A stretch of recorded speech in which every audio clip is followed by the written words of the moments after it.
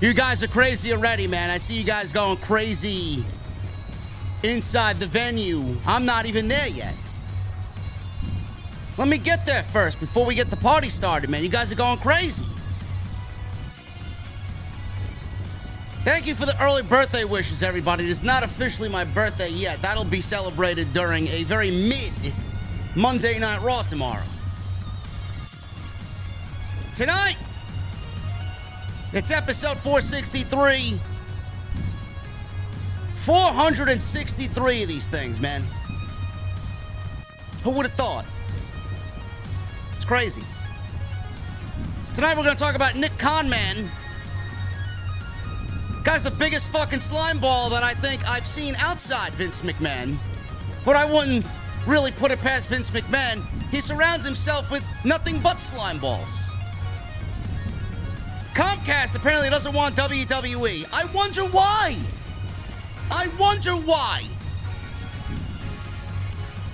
And then Nick Kahn says Vince McMahon is 100% gonna step away. Yeah, right.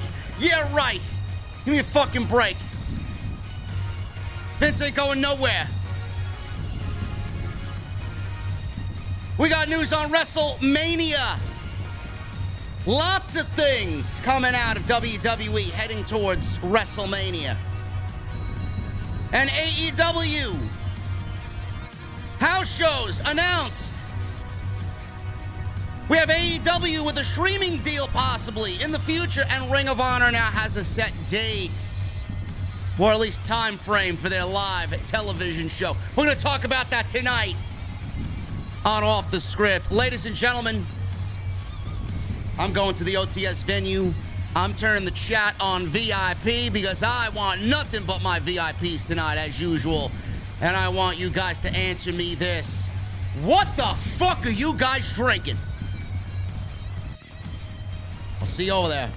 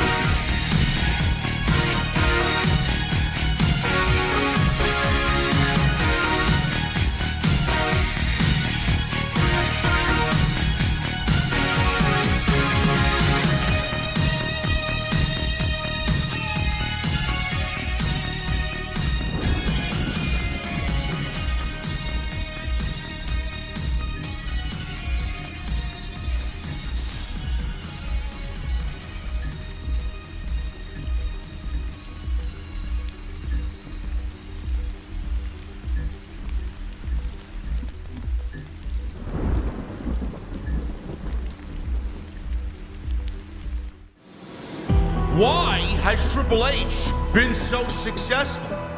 Why is Triple H running WWE better than Vince McMahon and Bruce Pritchard on Monday and Friday night? Long-term booking.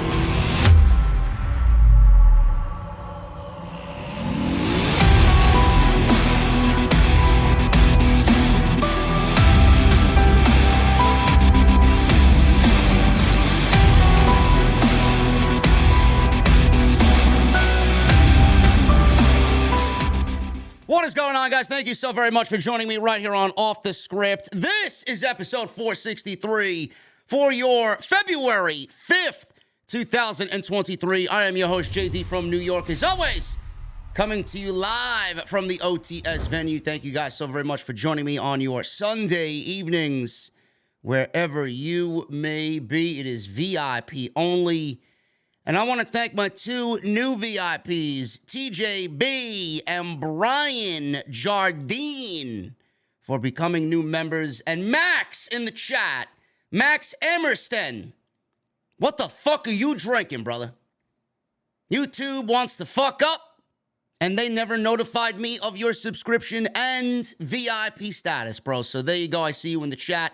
I'm happy to have you and all my VIPs here on this Sunday night. We got a lot to get into right here on the podcast, and it's a crazy week, man. It's been a crazy year so far in the world of pro wrestling. AEW's on fire. They are picking things up right where they kind of left off. And it's been a long time since they had their ducks in a row on Dynamite. I feel like when they were pre-Cody, before Cody Rhodes joined WWE, I thought they were producing some of the best television that they've ever done.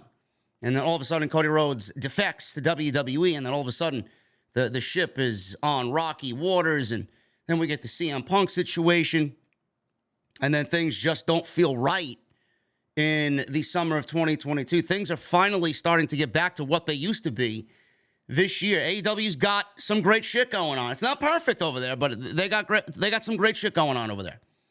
On the WWE side of things, we came out of a very middle-of-the-road Royal Rumble, headlined by a storyline that is probably the best WWE storyline in the last 10 years easy, at least since the Yes Movement on WWE television. It is the pinnacle of storytelling in the modern-day WWE. The Bloodline, Sami Zayn. It is a hot-button topic. It is a hot discussion in the community. Should it be Sami Zayn and Roman Reigns at WrestleMania? Should it be Cody and Roman Reigns? Should it be a triple threat match? Should it be Roman wrestling on Saturday and Sunday against Sami and Cody?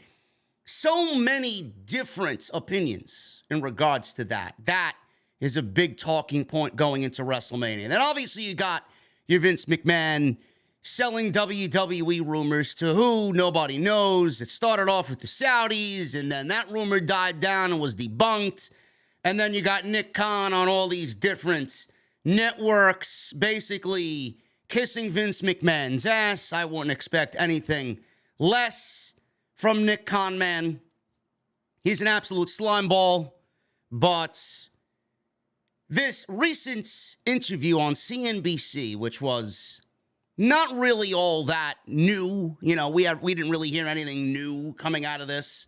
People are really wondering when WWE is going to sell the company. He kind of shed some light on that. I foresee the company being sold around WrestleMania season. I mean, this is probably going to be the biggest WrestleMania of all time. It would probably go in line with WWE announcing something on WrestleMania weekend that the company's been sold to who. Again, we don't know. But there were a couple of nuggets of information coming out of this interview that we're going to go over today. And we are actually going to start off with that in just a little bit. But we got a lot of stuff lined up for you. It's going to be a good show. I thank you guys very much for being here on your Sunday nights. There's no football tonight, thank God. Next Sunday, I will not be live because I will not be going live during the Super Bowl. It is just, it's basically suicide for me to do that. I will not be doing that. So we will probably come up with some streams during the week. So make sure you guys keep an eye and an ear out on the subscription boxes. But it's going to be another great week. We're heading towards the Elimination Chamber, and I'm going to get you guys ready for everything you need to know right here on the podcast. But I want to thank you guys again for joining me on Sunday night. Please, if you want to chat tonight, Sunday night is the only night I do it. So make sure you guys get in on joining the channel and becoming a member. Members only tonight on Sunday for the flagship podcast. So hit that join button down below and become a channel member. Become a VIP right here on the podcast. Make sure you guys hit that thumbs up. I would really appreciate that, man. We're nearing 500 likes already. We got over 1,500 and counting in the venue. Make sure you guys hit that thumbs up. I'd love nothing less than 1,000 likes tonight. So please make sure you guys go and hit that thumbs up. Hit that subscribe button if you're new around here. Turn on that bell for notifications. Follow me on social media at JD from NY206. That's Twitter, Instagram, TikTok, and Cameo. Make sure you guys go check out all the other videos that you might have missed on the channel. Monday, we were live. We were live on Tuesday. We were live on Wednesday. We were live on Friday. We were live on Saturday. We're live tonight. Busy. It's WrestleMania season, man. Gotta get everything in. It's the busiest time of the year. You fall behind, it's going to be very difficult to catch up. So go check all that stuff out, all those live streams, all on the homepage. YouTube Shorts, been having fun making them for you guys as well. Go check them out. Thank you for a great week on TikTok. If you guys don't know, I'm on TikTok. Link is down in the description. If you guys want to go follow me on TikTok, I upload clips over there as well. We went semi-viral this week. Semi-viral. I would consider 700,000 views semi-viral in 4 days. And it had to do with WrestleMania. So I'm telling you right now, this is going to be the biggest WrestleMania season for the podcast yet. So make sure you guys go check that out. I uploaded another clip today in regards to Sammy and Cody. I'll have more clips on that coming up because I do think that I have the best stance on this hot button topic in the entire community. And I'm sure we'll go over it many more times as we head into the Elimination Chamber. Tonight's show is sponsored by my great friends over at Blue Chew. BlueChew.com, code JD at checkout. Make sure you guys go get your free sample. All you have to do is pay the $5 shipping and handling. BlueChew.com, code JD.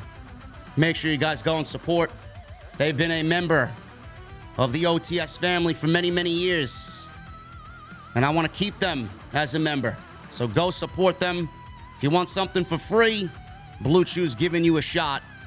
Code JD at checkout, BlueChew.com.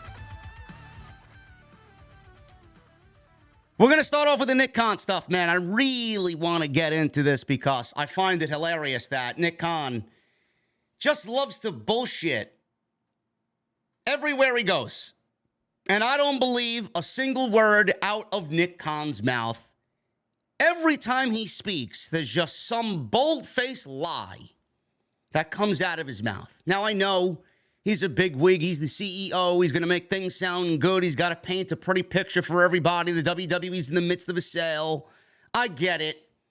Can't say anything bad about Vince McMahon. It's his company. If Vince wanted to fire Nick Kahn, he could certainly do that. And Nick Khan's not going to really burst any bubbles when he himself is due for a mega payday when the WWE is sold. So he is going to be a good little puppet, is Nick Kahn. Vince McMahon is the master of puppets. And I'm not talking about Metallica.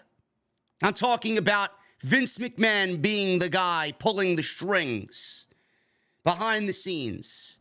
And Nick Kahn is nothing more than a puppet. So, Nick Kahn was on CNBC. He's provided a huge update via CNBC during their Squawk Box talk show. Nick Kahn predicted that an eventual sale for the WWE will happen in the next 3 months, and it will be a fast process. When asked about his expectations surrounding the timing, Nick Kahn said this, and I quote, quick. The sale process will be quick. I'm not trying to be obtuse in saying that, but I think it's going to be a pretty fast process. Maybe 3 months. On January 17th, as you guys know, WWE made a new SEC filing that stated, as of January 16th, Vince McMahon no longer needs stockholders' approval for his actions. This is just basically setting you up for the future. Vince wants to sell the company because he doesn't need these people. He doesn't want these people anymore because you see lawsuit after lawsuit after lawsuit after lawsuit coming down on him. He's going to pay all these people off like he did Rita Chatterton and everybody else. He's going to pay these people off. He doesn't want any lawsuits remaining on his record. And he wants to wipe the slate clean. And he wants to be done with these people because he wants the company sold to somebody else where they could take it private and he can be the one put in charge of everything. This is not about selling the WWE. I told you this before. This is about getting Vince McMahon ultimate power, okay? So if you want to sit there and think Triple H is in charge, for the most part he is. But will Triple H be in charge in the next 3 months, in the next 6 months? Nobody knows.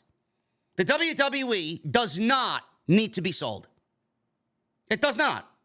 Nobody's given me a good reason at all as to why the WWE needs to be sold today. Why? I don't get it. Stephanie McMahon realized the company didn't need to be sold, she fucking left the company completely and took herself off of the board of directors. These are people, the board of directors, which Vince McMahon doesn't need either. As soon as the company goes private, there's no board of directors. They're all gone. They're all gone. There's Vince McMahon and Vince McMahon only. These are the same board of directors that voted Vince McMahon unanimously to stay away. Then all of a sudden, 2 weeks later, Vince McMahon is unanimously voted back in as the chairman of the board. Then we start seeing things filed and SEC filings stating that Vince McMahon doesn't need stockholders anymore. This is all a power play for Vince McMahon. It's not about selling the company. It's about giving Vince McMahon ultimate power, and this is his master scheme to get back in there. WWE CEO Nick Kahn. Now he's the sole CEO. As you guys know, Stephanie McMahon was the co-CEO. She's now gone from the company completely. Spoke about Vince during the recent WWE earnings call where he was asked if Vince McMahon would step down from the company following a sale should it be beneficial to the shareholders. What shareholders? As soon as the company is sold, it's going private. Mark my words. What shareholders? He's going to sell the company to the highest bidder. He's going to do right by the shareholders in that aspect. But when the shareholders are no longer needed, goodbye. They're going to get paid. They're going to get what they earned, and goodbye. Vince McMahon's taking the company private. Nick Kahn said this. Yes, without question. Vince is going to step down without question, he says. Oh, man. And Nick Khan's a comedian, man. Nick Kahn is a fucking comedian. Give me a break. He declared it to the board. Oh, yeah, really? He declared it to the board. Yeah, he declared it to the board while they're a publicly traded company. When the company's sold and goes private, there is no fucking board. He lied to the board. The fuck is he telling the board? When he told the board back in January what he plans to do, the board exists now because the company is a publicly traded company on Wall Street. When the company's sold, the board doesn't exist. The board is Vince McMahon. He's basically lied to you. That's what he's done. He's going to step down to who? Who's he stepping down to? Who's he stepping down from? He declared it to the board. He's declared it to us in management. Yes, because he loves the management team so much, right, that he's fired people upon returning. He brought back Brad Blum. He brought back George Barrios and Michelle Wilson. What management? He's declared it to what management? When Vince McMahon returned, he brought back his own management. All of Triple H's management is hanging on by a fucking thread right now. What management? It's all about shareholder value. Obviously, he's a shareholder, so it's not about what role he'll have. It's about maximizing that value opportunity. One of the leading candidates to many to purchase the company was Comcast, the parent company of NBCUniversal. They own Peacock streaming service that bought the WWE network. However, Nick Kahn appeared on CNBC on Thursday, on February 3rd, and asked about a potential sale to host David Faber, and told the CEO, David Faber did, that he didn't think Comcast is in the running to buy the company. So the host of this show, David Faber, told Nick Kahn that he doesn't think Comcast is in the running to buy the company. So this starts making the rounds on social media. Raj Giri, founder of Wrestling Inc., who's no longer affiliated with the website, but he still does work for the website here and there. He said this on Twitter. This is kind of a big deal. David Faber tells Nick Kahn that Comcast, NBCU, is probably not in the running to buy WWE. Nick Kahn says they're still bullish on Comcast being possible, but there's not much he can say about it. End quote. Well, why isn't there much you can say about it? Now, NBCU and Comcast has now ended its free subscription tier. I just want you guys to understand this as well. They ended their free subscription tier. For those who wanted to watch certain content on Peacock with ads for free, that's no longer available. New subscribers won't be able to sign up for the free subscription, but those who are already subscribed will still be able to use the service. Those wanting to use Peacock now will either have to pay $4.99 per month or join the $9.99 tier for the ad-free version. It was recently touted that the platform is currently 20 million active subscribers. And the Royal Rumble, you guys had heard me say this week that it was the most viewed Royal Rumble show of all time. So WWE seems to be doing well on Peacock, and Peacock seems to have made a good investment in WWE, right? So why wouldn't they want? And I put those stats in there for a very specific reason. They're making money. They're making money with WWE. The WWE is doing well by Peacock. And it seems to be a great partnership. But why doesn't Comcast want to buy WWE? So I got these other pieces of news coming out of this particular interview with Nick Kahn. Negotiations for the TV rights are starting to progress with WWE as well. You know they're with NBCU on USA Network. That's another, network owned by NBCU, USA Network. They've been with USA Network for forever. And then Fox Sports. They end around the same time. So WWE is going to want to secure TV rights deals, which Vince McMahon is the only one to administer these rights negotiations with. You can only talk to Vince McMahon in regards to these negotiations. This is why he's back. Supposedly, this is why he's back. So they're going to end around the same time. And it's 2023. They got all this year, and then next year, their TV rights deals come to an end with NBCU and Fox Sports. So Nick Kahn noted that the company is still bullish about the Comcast deal, or Comcast still being in the running for WWE after one of the hosts mentioned that a source said that Comcast wasn't interested. David Faber said they weren't interested in acquiring WWE at this point.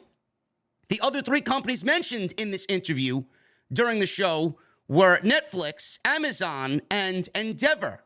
CNBC later said in a news story that McMahon returning, get this, and you guys know this is not new information to you guys. CNBC later said in a news story that McMahon returning and his potential involvement post-sale was an early sticking point in preliminary meetings for the sale of the company. So Comcast, this David Faber, mentioned live on the air to Nick Kahn.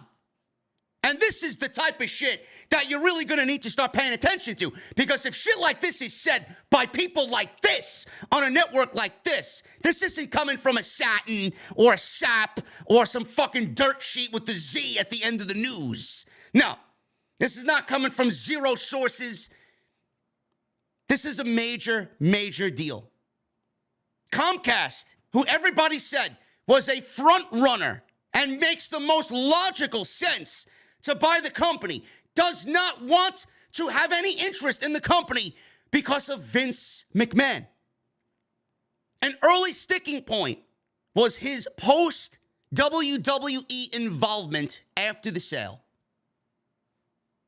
Everything that I just told you for weeks about why Vince McMahon is back was basically given to you here by David Faber on CNBC, and it was exposed to you all, and it got swept right under the rug.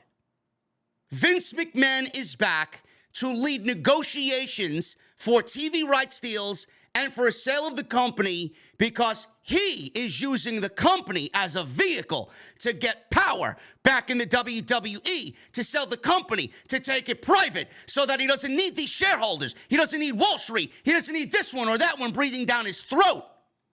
He's using this as a vehicle to attain ultimate power. Comcast doesn't want WWE, or they don't want anything to do with WWE as far as buying the company, because Vince McMahon is already starting negotiations with him as a priority. Well, if I'm going to sell to you guys, I'm going to need a major priority in post-WWE. I'm going to be the one leading everything creative and this and that. I'm going to be the guy. It's my company. So I'm going to package up a deal, and it's going to come with me as well. No. This is it. If WWE is sold with Vince McMahon leading the negotiations, and this is the news that we are already starting to see leak and get talked about via CNBC, we're in for a long 3 months, folks. We're in for a long 3 months. That's fucking scary. They don't want nothing to do. I hope to God that this opens up eyes for everybody that potentially is in the running to buy WWE. Comcast doesn't want or has no interest in WWE because Vince McMahon is already positioning himself as a major piece to the sale of WWE, and he will not sell to the company, or he will not sell the company to another company unless he is fully in charge. If Comcast said no, that is a great sign, and hopefully others will follow their lead. Nobody wants to deal with him. Nobody wants to deal with Vince McMahon. Everything that he's done, everything that he's been a part of, the negative press that he's gotten, the negative press that he still continues to get, even though he is still a part of the WWE machine. He's back at Titan Tower. He's in Stamford, Connecticut. He's back in his offices. He doesn't care. He doesn't care about the company. Through countless attempts to tell him that him being back and his involvement still being in the company and him publicizing his return is then going to have a negative backlash on the company, he doesn't see it. It's already happening. Comcast doesn't want anything to do with WWE as far as a potential buyer. Meanwhile, they make the most sense because of Vince McMahon. Who knows where Netflix stands? Who knows where Amazon stands? Who knows where Endeavor stands? Who knows? I hope to God that they all follow their lead. I really do. This is a power play for him. Nobody wants him. This is a power play for him. He's going to leverage himself to be a part of the deal, and he will accept no less. This is why I truly believe he will still end up selling to the Saudis, because they're dumb enough to think and look at Vince McMahon. This man is WWE. Worship the ground that he walks on. They don't give a fuck. All they know is, these are the same fucking people that thought Yokozuna and the Ultimate Warrior were still alive for the greatest Royal Rumble. They don't know any better. All they know is that they want to buy the WWE, and they got enough money to do whatever the fuck they want, and they know Vince McMahon, and they don't know anything else. That's who I think the WWE is going to be sold to. And that is a risk in itself, and you guys know why. I think that's a terrible move. Does Vince McMahon really give a shit? Again, I ask, why is the company needing to be sold? Why? Nobody has a straight answer for me. Why does the company at this point need to be sold when legitimately, everything is up? Ticket sales are up, revenue's up. They had their best quarter ever. This quarter. Why? Everything seems to be on the up and up. Interest is up. Everything is up. Subscribers on Peacock is up. The Royal Rumble was the greatest Royal Rumble, viewed ever. Over 2 million people watched that Royal Rumble. So again, I ask, why does the WWE need to be sold? Companies don't want anything to do with him. He's going to be the reason why the company isn't sold. And this is going to be a reason why the company is going to be sold to somebody that doesn't give a shit about the company. Like the Saudis. Not a good look. Not a good look for WWE. Also, to come out of this, Nick Kahn interview. During the conference call with investors. So we went from Nick Kahn to the investor calls because WWE released their financial numbers for the quarter. During the conference call with Frank Riddick, Vince McMahon did not speak on the conference call for the investors. He said that going forward, the company expects to incur additional costs related to the Vince McMahon investigation, suggesting more payouts will be handed to settle potential lawsuits. So he's basically saying what I've said for months. When Vince McMahon's in trouble, he's just going to pay everybody off, and money makes everything better. Money fixes everything to Vince McMahon. Riddick said that Vince McMahon has agreed to pay the reasonable cost of the investigation not covered by insurance and any future payments related to the investigation. WWE had a $2.3 million expense related to the investigation in quarter 4, 2022, and the results also included $7.4 million of expenses reflecting payments that McMahon has agreed to make related to additional claims that have recently been settled. These payments were or will be paid by Mr. McMahon personally, Riddick said. McMahon recently settled a case involving former WWE referee Rita Chatterton, which happened in the mid-'80s in New York. Chatterton claimed, as you guys know, that Vince McMahon raped her in the back of a limousine, and McMahon settled with her last month to avoid additional litigation costs. Chatterton wanted over $11 million, but sources say the two parties settled for much less. So Vince McMahon, I do believe him in that sense. I do believe if it did go to court and the litigation costs, they probably would have outweighed whatever the payment would have been. So Vince said, you know what, let me settle with this clown. And she got what she wanted out of it. And now she's going to be, silent for the rest of her days. She got what she wanted. The NXT TV rights deals in the United States. This is also something that kind of goes in line with the Comcast rumor and David Faber on CNBC. The NXT television rights in the United States are set to expire in September of 2023 and are not a part of the broader, more expensive package for Raw and SmackDown, which will expire in late 2024. NXT has been airing on the USA Network since September 2019 and went from Wednesday head-to-head with AEW to Tuesday, where it has no wrestling competition. USA is thrilled with it. NBCU is thrilled with it, says Nick Kahn. No, they're not. No, they are not. NBCU is not thrilled with NXT. I don't give a shit what Nick Kahn says. I don't give a fuck who you know in NBCU. NBCU is not thrilled at all with NXT. NXT is dead. NXT's dead. I don't give a shit what you think of NXT. NXT sucks. NXT should not be on Tuesday night. NXT should not be on the USA Network. NXT should not be at 2 hours. NXT is a waste of TV time. Move that shit back to the WWE Network and give it its own identity. NBCU is not pleased with NXT. They're pleased with Vince McMahon and Bruce Pritchard destroying the entire operation. They're pleased with that and turning it into a fucking circus. Turning it into something that I'm more than likely to see on Nickelodeon or Kids Disney. Feels like a fucking game show when I'm watching it on Tuesday night. It don't even feel like a fucking wrestling show. Bright colors, cringe crowd, fucking terrible characters. Don't get me started. Show is an abomination.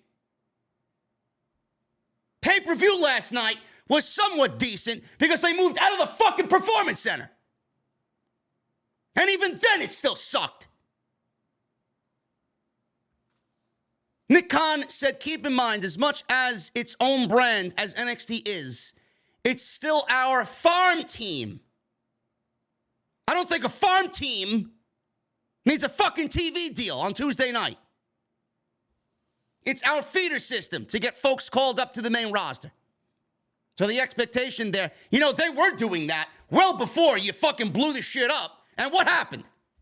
Triple H was feeding and feeding and feeding, and Vince McMahon was burying and burying and burying to a point where he felt like we needed fucking Von Wagner on television. And we needed characters. And we needed colors that resemble the fucking Fruit Loops or Lucky Charms of WWE. They're magically delicious. That's what I feel like I'm watching when I'm watching NXT. It's our feeder system to get folks called up to the main roster. So the expectation there is not the expectation that we and others have for Raw and SmackDown, but certainly the expectation. But the outside world is the same as our world inside, which is growth, which is, I think, what you're seeing. What are we growing on Tuesday night? The ratings haven't grown at all. So he's obviously feeding you bullshit. The expectation is that there is no expectation. Oh, now there's no expectation, but you expected Triple H to beat AEW on Wednesday nights, right? Now there's no expectation because the show sucks. And it goes against no competition in the wrestling realm on Tuesday night. You expected Triple H to fucking destroy Chris Jericho and Jon Moxley and AEW, though, right? Now there's no expectation. You expected something to happen, you didn't get what you wanted, and you killed the brand out of fucking disgust and envy and anger and jealousy. You punished your son-in-law. That won't be reported by Nick Kahn. Kahn said the partnership between WWE and NBCU involving all shows is excellent. Yeah, for now. For now. Saying that if they have a premium live event on a Saturday and NBC has a Sunday Night Football game the next day, they get a lot of promotion out of those two on Raw on Monday and a lot of promotion in general for anything that they do, even with NXT. There's a lot of cross-promotion between Monday and Tuesday leading into Tuesday for NXT. Yeah, when did you see that when Triple H was in charge of the black and gold? You never saw NXT promoted on the main roster. Ever. Ever. Give me a fucking break with this shit. This is all bullshit. Nick Kahn is a complete bullshit artist. I don't believe a fucking word out of his mouth. At the end of the day, Vince McMahon's a fucking scumball. He's a slimeball. Paying money off here, left and right. He's going to eliminate all the lawsuits that he's got. He's got five lawsuits from shareholders, all for the same reason. Because they know he manipulated his way back and abused power. Everybody sees it, and nobody wants to speak up about it. You don't think Comcast, you don't think Netflix, you don't think Endeavor, you don't think fucking Amazon or anybody else who's interested in buying WWE sees 5 lawsuits for Vince McMahon, all documenting the same reason why they're suing him. You don't think that's a coincidence? And nobody sees that. Vince doesn't care. Nick Kahn doesn't see it. He's not allowed to say anything because he's set up for a big payday when the company sold. Triple H can't say anything because he's got to stay in his own lane and do what he's got to do. Stephanie knows it all. That's why she fucking quit. She left the company. It is all a power play. It is all a power play. Comcast doesn't want to buy WWE because they know exactly what Vince McMahon is trying to do. They don't want to work with him. So if Comcast doesn't want to work with him, I'm going to be very interested to see who else doesn't want to work with him. It's not about selling the company. It never was. Ever. The company doesn't need to be sold. Once upon a time, it was going to remain in the family. The company was going to be, given to the kids. It was going to be given to Triple H and Stephanie McMahon and then their kids and then their kids. Shane's kids. This is a fucking demented individual. He would rather the company go to somebody else. How many times have I said this? He would rather the company go to somebody else and sell the company so that it's out of the family because while he's alive, he doesn't want the company being run better under them than it was him. And if that's the basis for a sale of this company, I mean, this man should be in jail. Lock this guy up in an insane asylum, never mind fucking jail. It's fucking ridiculous. I never heard of such stupidity. Vince McMahon's facing a new lawsuit over horrifying allegations. According to documents obtained by Bloomberg, Dennis Kahn filed a lawsuit against WWE in Delaware's Chancery Court, where Kahn looks to ban McMahon from the company's board of directors. Yeah, good luck with that. Fuck out of here. Now this guy wants to ban McMahon from the board of directors. He also wants to gain access to internal WWE files to investigate allegations that McMahon raped and sexually assaulted employees and contractors over the course of decades, only to pay the accusers to cover up the allegations. The facts here start with horrifying allegations that McMahon raped and sexually assaulted a number of WWE employees and contractors over the course of decades. When confronted, he then paid the victims nearly $15 million in hush money to buy off their silence. There are serious questions about how Vince McMahon obtained and delivered these funds to his victims, part of the lawsuit read. The lawsuit noted that McMahon showed a flagrant disregard for basic corporate governance norms and demonstrating his view that rules do not apply to him. Wow, look at that. Rules do not apply to Vince McMahon. He is God. He thinks that he is above everybody. 3 lawsuits have also been filed outside this one against McMahon and WWE following his return after the board of directors, was in agreement to let him back in. This all happened after the board of directors unanimously voted to keep him away, and then they voted unanimously to keep him back at the head of the table, at the chairman of the board position. 2 of the suits look for a mootness fee after McMahon rescinded company bylaw changes. I mean, you guys know how I feel about this. Just bury him in lawsuits. Bury him in lawsuits. Another reason why he's selling the company. He's got to pay off all these fucking people.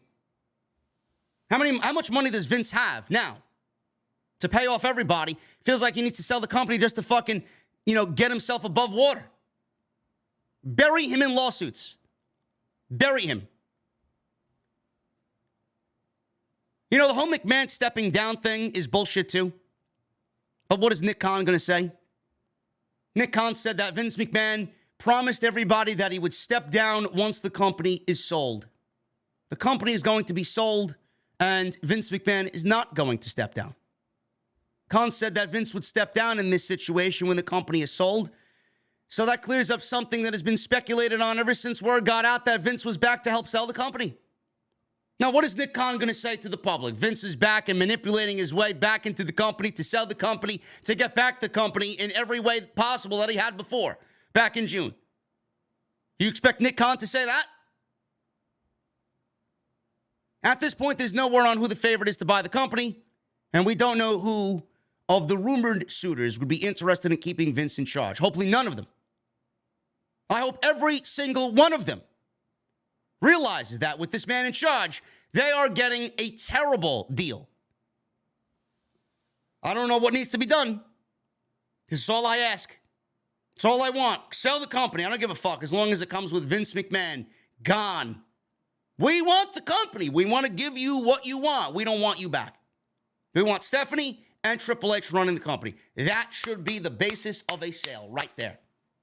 If those aren't the words out of an Amazon or an Endeavor or these other people that are interested in buying the company, then I do not want the company sold to anybody but those people.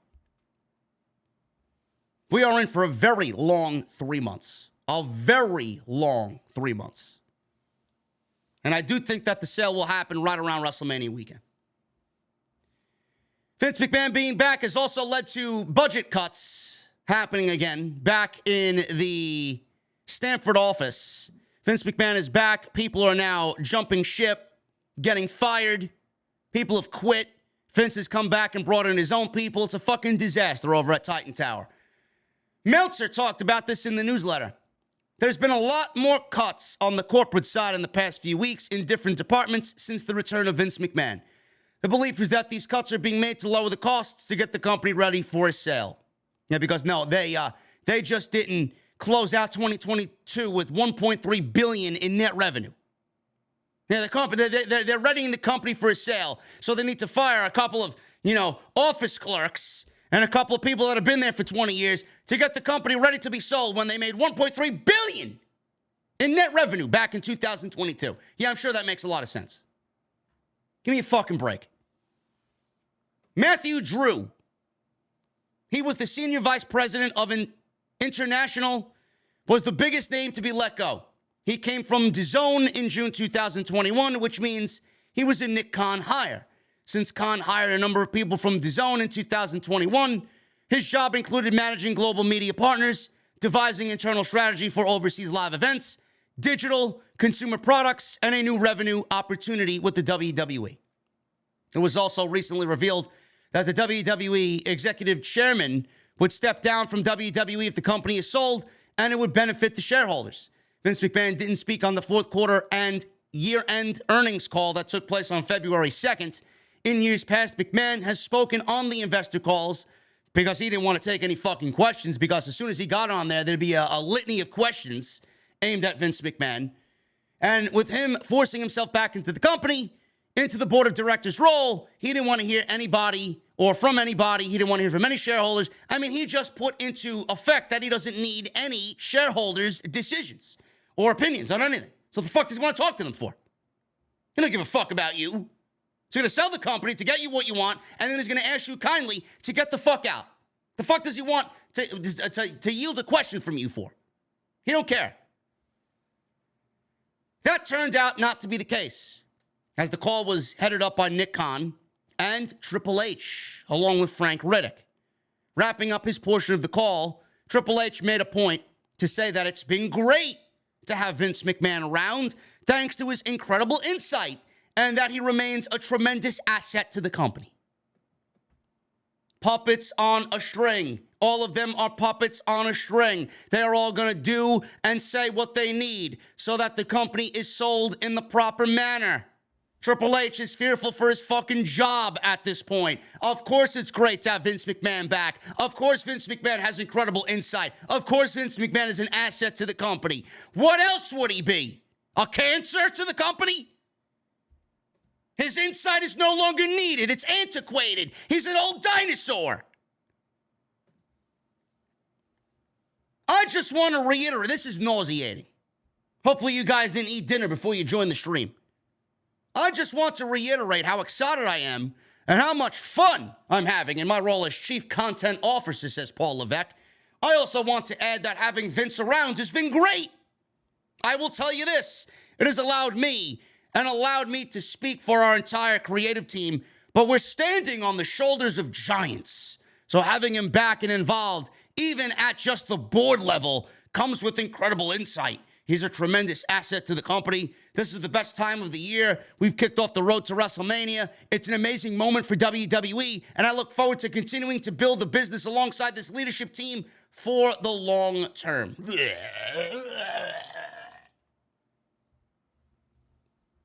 God, I can't stand this company jargon, this company language. God, this shit sucks. This is nauseating. Now, Vince being back is not an asset to the company. It's not. The company would be actually better off without him there, and there's no reason why he needs to spearhead talks. This could have been done with anybody. The fuck did you hire Nick Kahn for? This is the reason why you brought him in. For him to lead these talks, not Vince. I think that's also an aspect that people are forgetting. Shit is ridiculous. All of this is just nonsense. Utter garbage. Utter garbage. I don't believe a fucking word these people say, ever. Makes for a pretty fucking article. Oh, look, I got Triple H to give me a quote on Vince McMahon. The fuck are you expecting to get? Oh, look, Nick Kahn is speaking on CNBC. What the fuck do you expect to get out of CNBC? Company's going to be sold by WrestleMania, and then at that point, we reassess. If Vince is going to be in charge, I don't know. I hope whoever he sells to is those that know what the fuck this man's capable of, good and bad. We don't need him. We don't need him. If the last 8 months on the Triple H have shown us anything, we don't need him. Everything you're seeing on TV right now with the bloodline, if Vince was in charge, we wouldn't even be talking about Sami Zayn potentially wrestling for the World Championship. You think he'd be getting this match at Elimination Chamber? Fucking Christ, God, no. We would not. Sami Zayn in the main event of Elimination Chamber against Roman Reigns and one of the biggest stories of the entire company. No. No, we wouldn't. Shifting gears to the Royal Rumble. Got some Royal Rumble news and notes. Still, Royal Rumble news and notes. I got to stop the stream for a second. I was so busy ranting on Vince McMahon.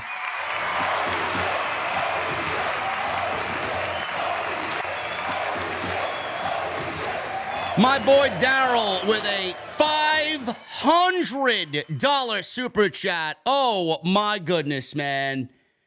Sith Negan with a $500 super chat. He says this, and before I do anything else on this stream, I got to read this.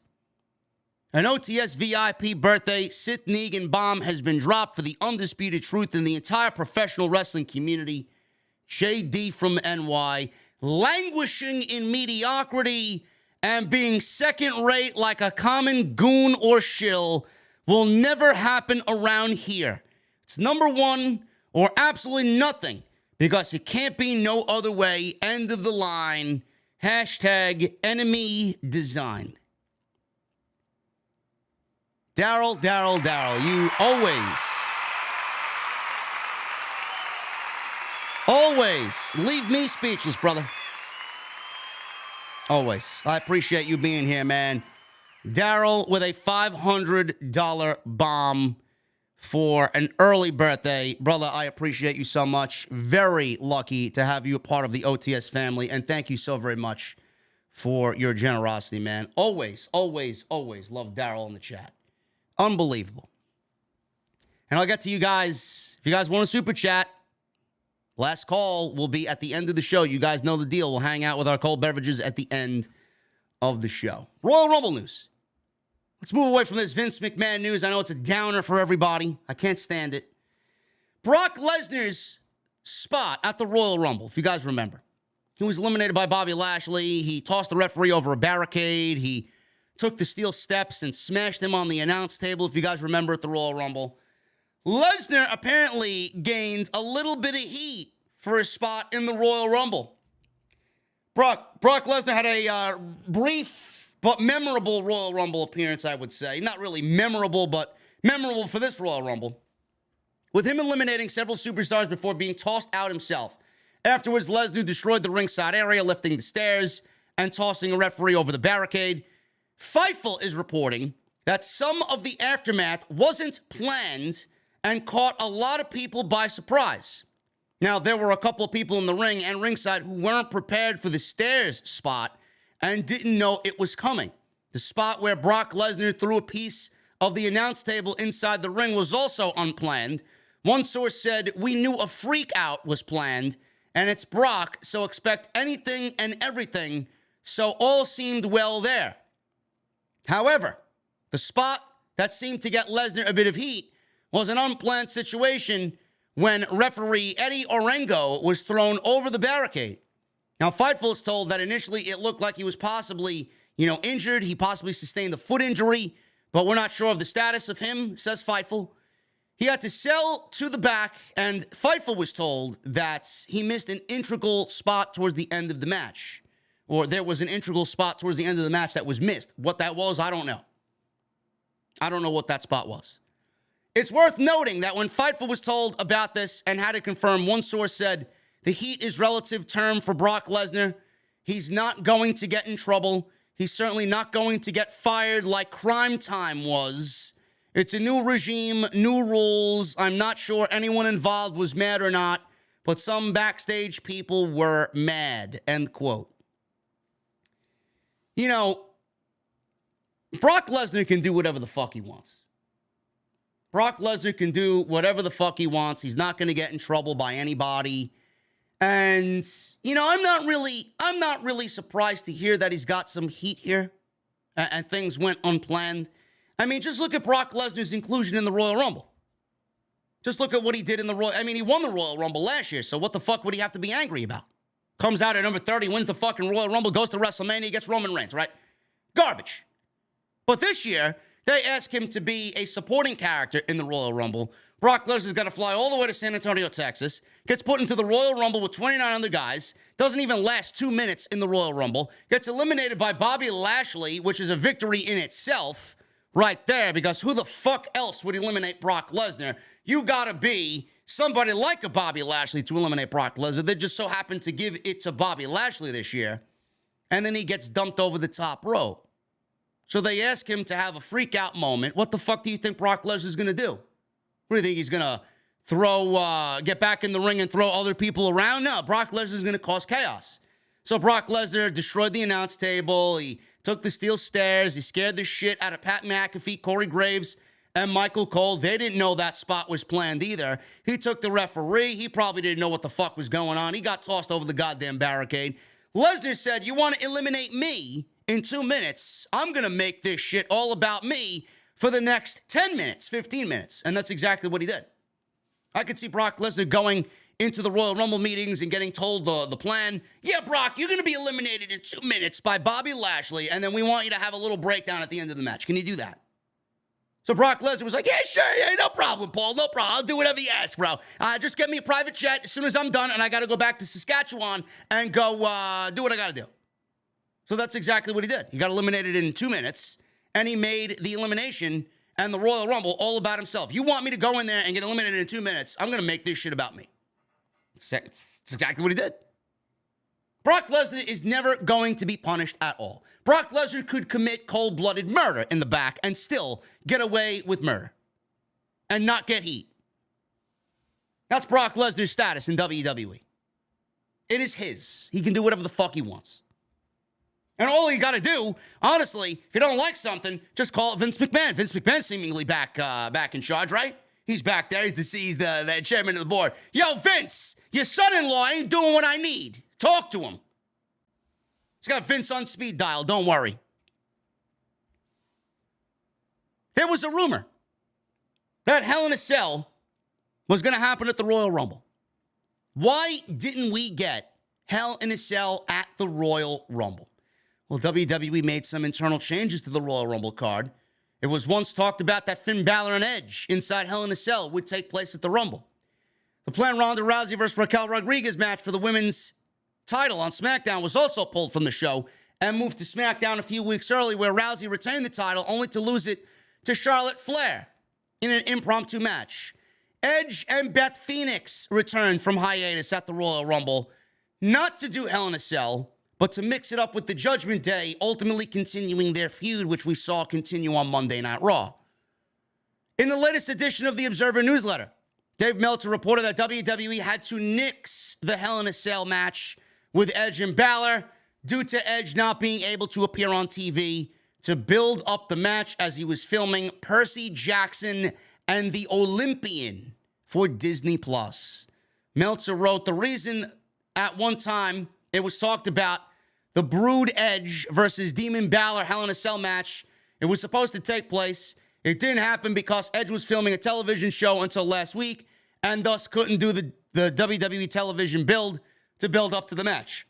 He was filming Percy Jackson and the Olympian, a Disney Plus series where he will play Ares, the Greek god of war.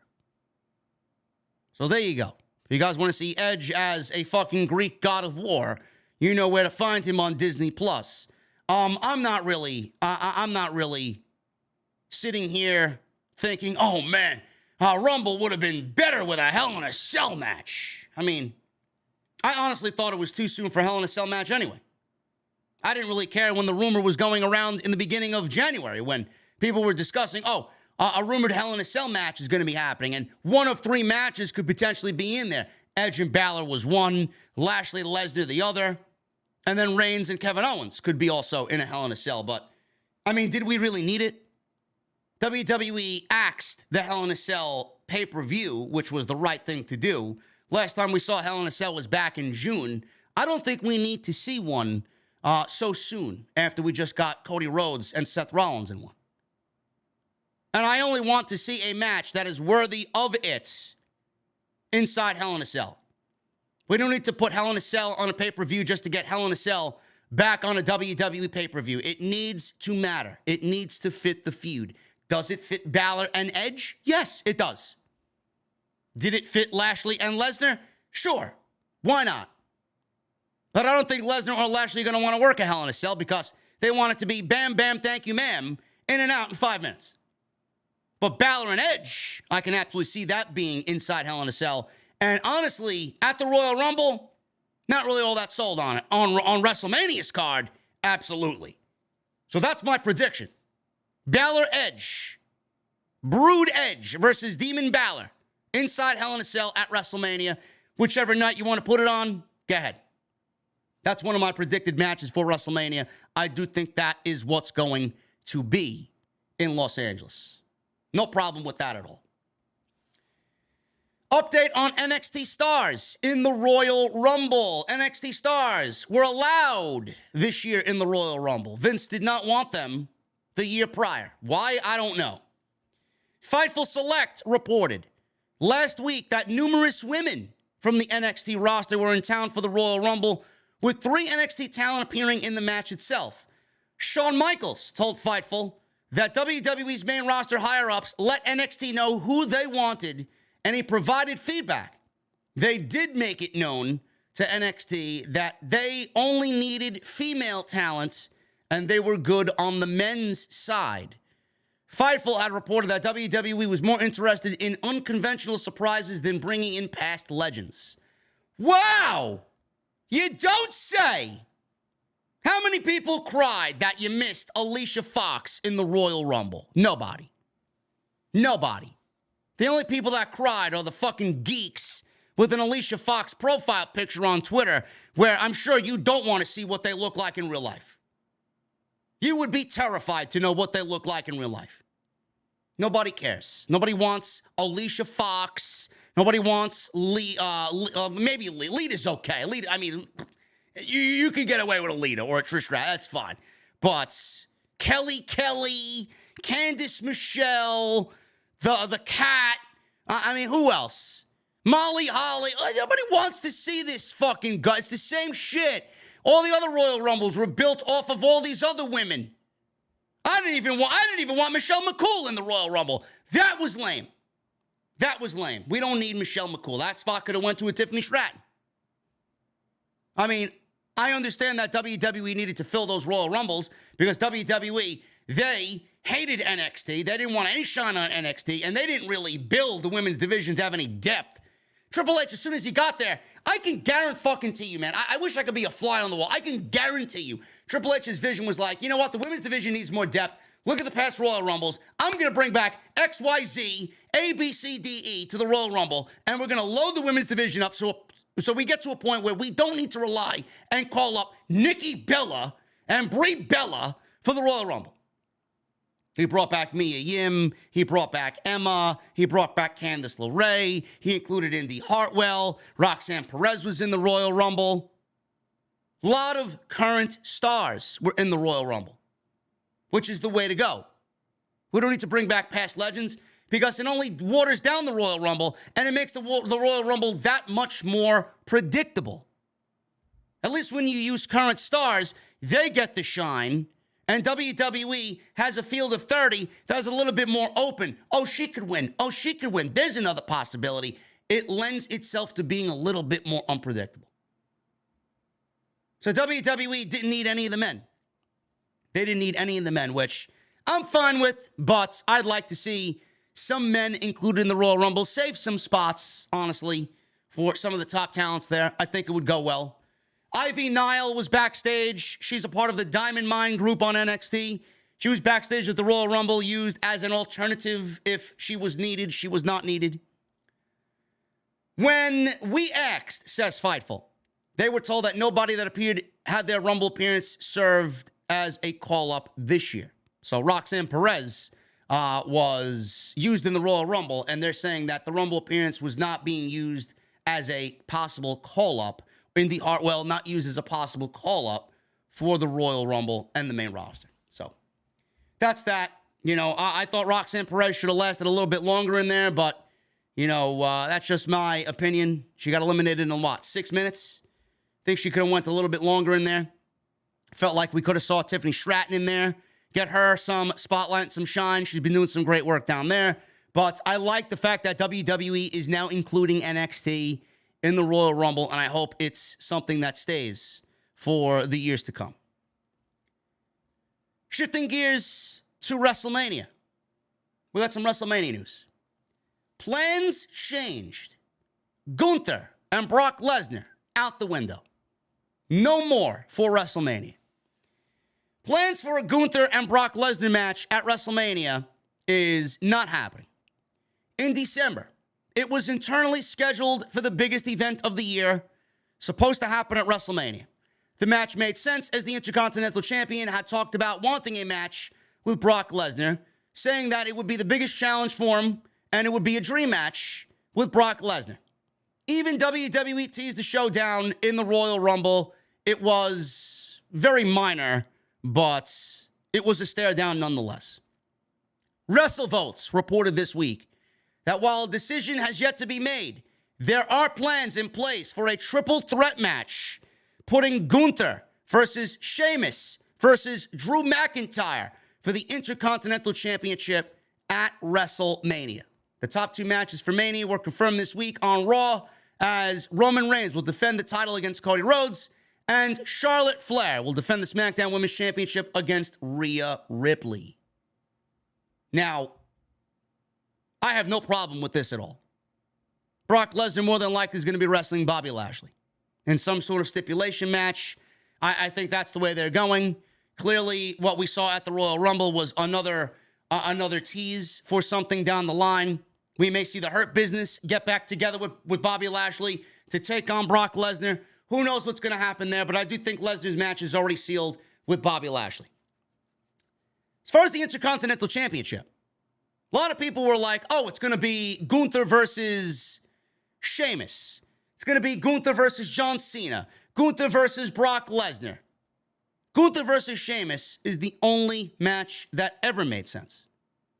And WWE has done a fabulous job of maintaining distance between these two. Now they're going to pick it back up. Right now, McIntyre and Sheamus, they got something going on with the fucking Viking Raiders. That's going to end in a couple of weeks. And then we'll shift gears after the Elimination Chamber to both of them chasing the Intercontinental Championship. How we get there, that remains to be seen. So we'll see what happens with that. But as far as the Intercontinental Championship is concerned, this will be the first time in God knows how long where the Intercontinental Championship is given a very prestigious position at WrestleMania, and it's been a long time coming. I don't even think the Intercontinental title was defended at WrestleMania last year. I think the last time it's been defended at WrestleMania was when we had Apollo Crews versus Big E in a Nigerian drum match, which was fucking terrible. But here we are talking about one of the greatest Intercontinental champions of the modern era in Gunther and what he's done in the ring with that title, going up against somebody that's never won the championship at all in his 16-year career in Gunther versus Sheamus. Sheamus has not won the Intercontinental title in 16 years. How you not book that match at WrestleMania is ridiculous. If you add Drew McIntyre to the equation, it makes for a fucking banger of a match. Now, I know Charlotte Flair is going to be in the main event of WrestleMania. You just see it all over the wall. It's written all over the fucking face of both Rhea Ripley and Charlotte Flair. Plus, Rhea Ripley won the Royal Rumble, so she has got to be in the main event of WrestleMania because that's the way they do it. That's the way they do it. You know, they lined up WrestleMania to be 2 nights, but they lined it up not to take the viewing experience to make it better, but they honestly have done it to give the ladies a main event as well on Saturday night, and then the men get the main event on Sunday. They won't really let you in on that, but that's definitely one of the reasons why they've done it. I don't think Rhea Ripley and Charlotte Flair is a main event match on any show. Period. And if I'm booking this show, and you might not like what comes out of my mouth, I'm moving this match to start the show. I'm having Rhea Ripley and Charlotte Flair open night 1. With Rhea Ripley starting the festivities off early by winning the Women's Championship. You know what I'm doing? I'm putting Gunther and Sheamus and McIntyre in the main event of night 1 at WrestleMania for the Intercontinental Championship, and I'm sending the show off the air with Sheamus winning that fucking title after 16 years. That's what I'm doing. Intercontinental title deserves a spotlight like that, and that's what I would do for the Intercontinental title. I have no problem with this match happening. A lot of people are like, oh, why Drew McIntyre? Why Drew McIntyre? Why not? The fuck are you going to do with Drew McIntyre outside of his pairing with Sheamus? I mean, Drew McIntyre and Gunther is a solid match in its own right. We know what Sheamus and Gunther could do together. Why not fuse all 3 of them together? Sounds like a great idea to me. And honestly, you'd hear it first from me before you hear it from anybody else. Oh, we got to protect Gunther. I'm not protecting shit.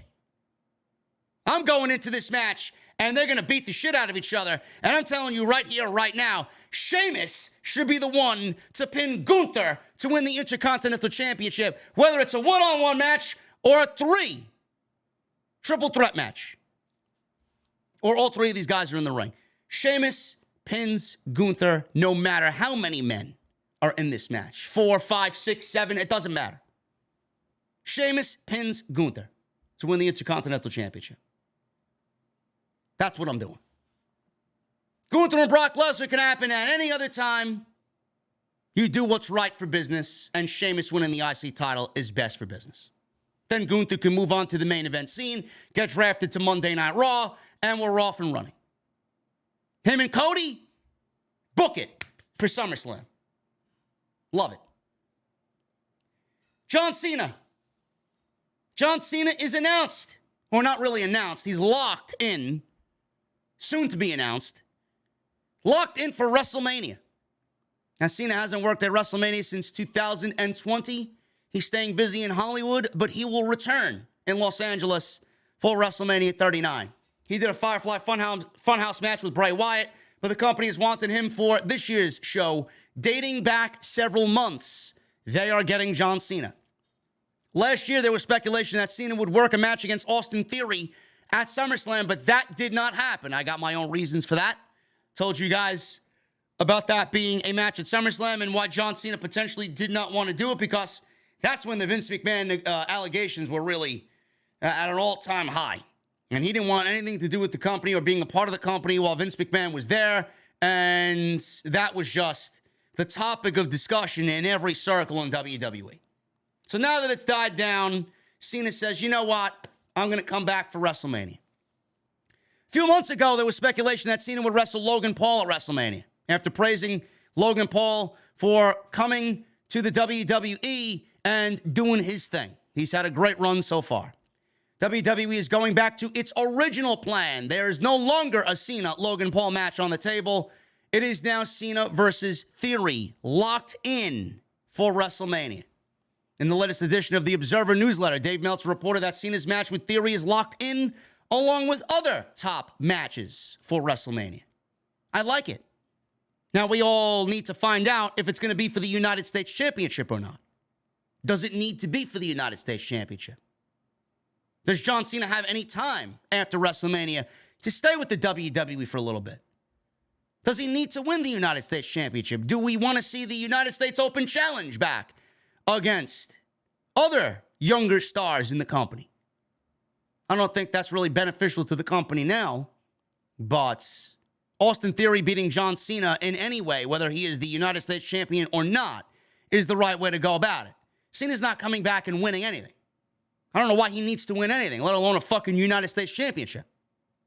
Austin Theory versus John Cena is the match, and Austin Theory gives him the ATL, and that's it. Over. 1, 2, 3. Austin Theory is your guy. He's your future. This is a huge moment for this man's career. All we need to know if it's going to be for the United States Championship or not. And there's a huge possibility that Austin Theory loses the United States Championship in the Elimination Chamber. I could see Bronson Reed win the United States Championship. I could see Johnny Gargano win the United States Championship. I could see Seth Rollins win the United States Championship. I heard some people saying, again, which I don't think is the right idea. I saw some people saying, now this is ridiculous, because I don't think Seth Rollins deserves this at all. I saw some circles on Twitter saying Seth Rollins should win the United States Championship, take it into WrestleMania, wrestle Logan Paul, and lose it to Logan Paul, and make Logan Paul the new United States champion. Why? Why would you do that? Seth Rollins doesn't deserve to beat Logan Paul? Seth Rollins deserves to lose another WrestleMania? Don't know how well that's going to come off. That's not going to happen. Seth Rollins is not winning the United States Championship. I could see Johnny Gargano winning the United States Championship. I threw this one out there as a little layup on Monday Night Raw. What if Johnny Gargano wins the United States Championship and then is confronted by Tommaso Ciampa? We haven't seen him in a while. When is he due to come back? I would love to see him at WrestleMania.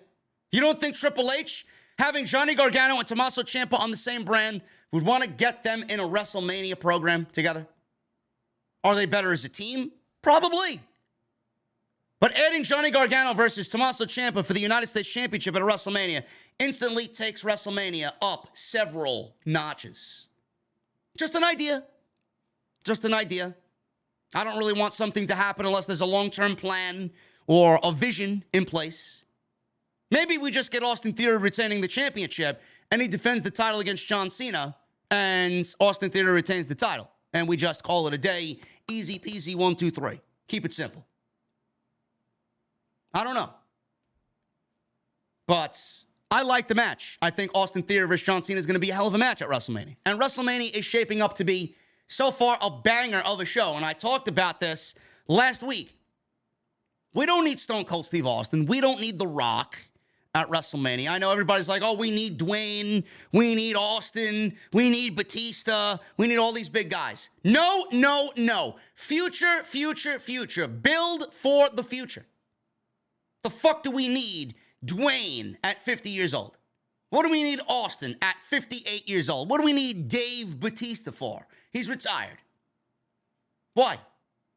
John Cena versus Austin Theory, Gunther versus Sheamus versus Drew McIntyre for the Intercontinental Championship. John Cena versus Austin Theory possibly for the United States Championship. Seth Rollins versus Logan Paul. The Usos versus Kevin Owens and Sami Zayn for the WWE Tag Team Championships. Rhea Ripley versus Charlotte Flair. Bianca Belair versus Bayley or Asuka or Alexa Bliss or all four of them. You know, we don't know what's happening there. Roman Reigns versus Cody Rhodes. Roman Reigns versus Cody Rhodes. Not going to be Sami Zayn. Finn Balor versus Edge. Bobby Lashley versus Brock Lesnar. And that's only one night. That's not even a night and a half. We could potentially see other matches on this show that fit the bill, as long as they make sense. So WrestleMania is shaping up to be a banger of a show. And we're not even through the Elimination Chamber yet. So we don't need the aging legends at all. We don't need Rock. We don't need Austin. We don't need Batista. We don't need fucking Goldberg. Who knows where Bray Wyatt's going to fit into this? Bray Wyatt versus Uncle Howdy. For all we know, maybe a fucking match at WrestleMania. LA Knight. Where are you putting him at WrestleMania? Who is he going to feud with at WrestleMania? I don't know. I don't know. Maybe they do have Austin. Maybe they bring in LA Knight. Maybe they bring in Austin for LA Knight. I don't know. Now, if Randy Orton was able to come back, Randy Orton versus versus Matt Riddle, RK Bro going at it. That'd be another great WrestleMania match. Rey and Dominic Mysterio is another great match. Possible for the match happening at WrestleMania. The fuck do we need all these legends for? Then you got the Women's Tag Team Championships. Didn't even mention that. Now, some of you may not even realize who the Women's Tag Team Champions are. Dakota Kai and Io Shirai. Io Sky are the Women's Tag Team Champions. Apparently, Ronda Rousey.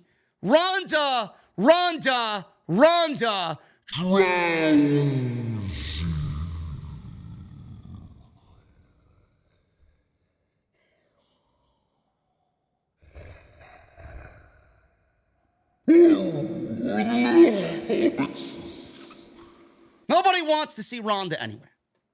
Nobody wants to see Ronda anywhere, but she's going to be at WrestleMania. Ronda is going to be teaming with Shayna Baszler to take on Io Shirai and Dakota Kai for the Women's Tag Team Championship. This is among the locked-in matches at this point for WrestleMania.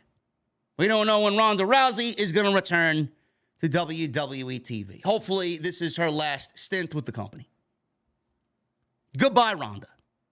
Nobody cares about Ronda. WWE. They had this Mountain Dew pitch black match at the Royal Rumble. Apparently, they got paid significant for the match at the Royal Rumble. Upwards towards $1 million for advertisement of the Mountain Dew pitch black beverage. I just hate that it had to happen during a Bray Wyatt match, because it made the entire Bray Wyatt universe and the entire Bray Wyatt storyline look like we were at a fucking Miami nightclub raving it up till 4 o'clock in the morning. And I didn't really appreciate that. All the work that this man has done to come back and tell this fucking redemption story, you want to put him in something that resembled fucking Nick at Night. Holy fucking shit, did this look awful. What an embarrassment. How does anybody, I guess WWE doesn't see it as an embarrassment. They got paid $1 million for this shit. If you got paid $1 million and you want to do this for something else, why don't we do it with somebody that we don't give a fuck about, really? Nobody knew what the fucking match was going to be going into this thing. Nobody. I thought it was going to be a no-rules match. Lights were going to be out, which they were, but everything was black-lit. Bray Wyatt's outfit was black-lit. LA Knight's ring gear was black-lit. The fucking announce table was black-lit. Ridiculous. So, the sponsorship was incorporated into the match. Mountain Dew, big Mountain Dew logo on the canvas. Meltzer said the WWE got paid $1 million by Mountain Dew for this match. Well, you know, the thing is with the Mountain Dew match, that was a $1 million deal. That's significant money if you can get deals like that. It was a really shitty match, and they kept it short. I guess Pepsi has to decide whether it's worth it to spend $1 million to sponsor a shit match. Maybe it is. I don't know. On a pay-per-view that was seen by 2 million people, says Dave Meltzer. How many of those 2 million people actually went out and bought this fucking cancerous soda? That's what I want to know. Did it work? Did WWE reap the benefits in this? Did Mountain Dew reap the benefits in this? I don't know. Some of you are saying it's actually good. You couldn't get me to fucking drink it, I'll tell you that. So WWE got paid $1 million for this Mountain Dew match. So clearly there was news on another sponsorship match taking place at WrestleMania. So we saw the Mountain Dew Pitch Black match with LA Knight and Bray Wyatt. And while speaking with the Hollywood Reporter, WWE Senior Vice President and Head of Global Sales and Partnerships, Greg Stimmel, touted WWE's sponsorship revenue for WrestleMania 39. He said it is 43% higher than it was for WrestleMania 38, and there are still months to go. One source noted the sponsorship revenue currently stands between $14 and $15 million. Now, that's fucking impressive.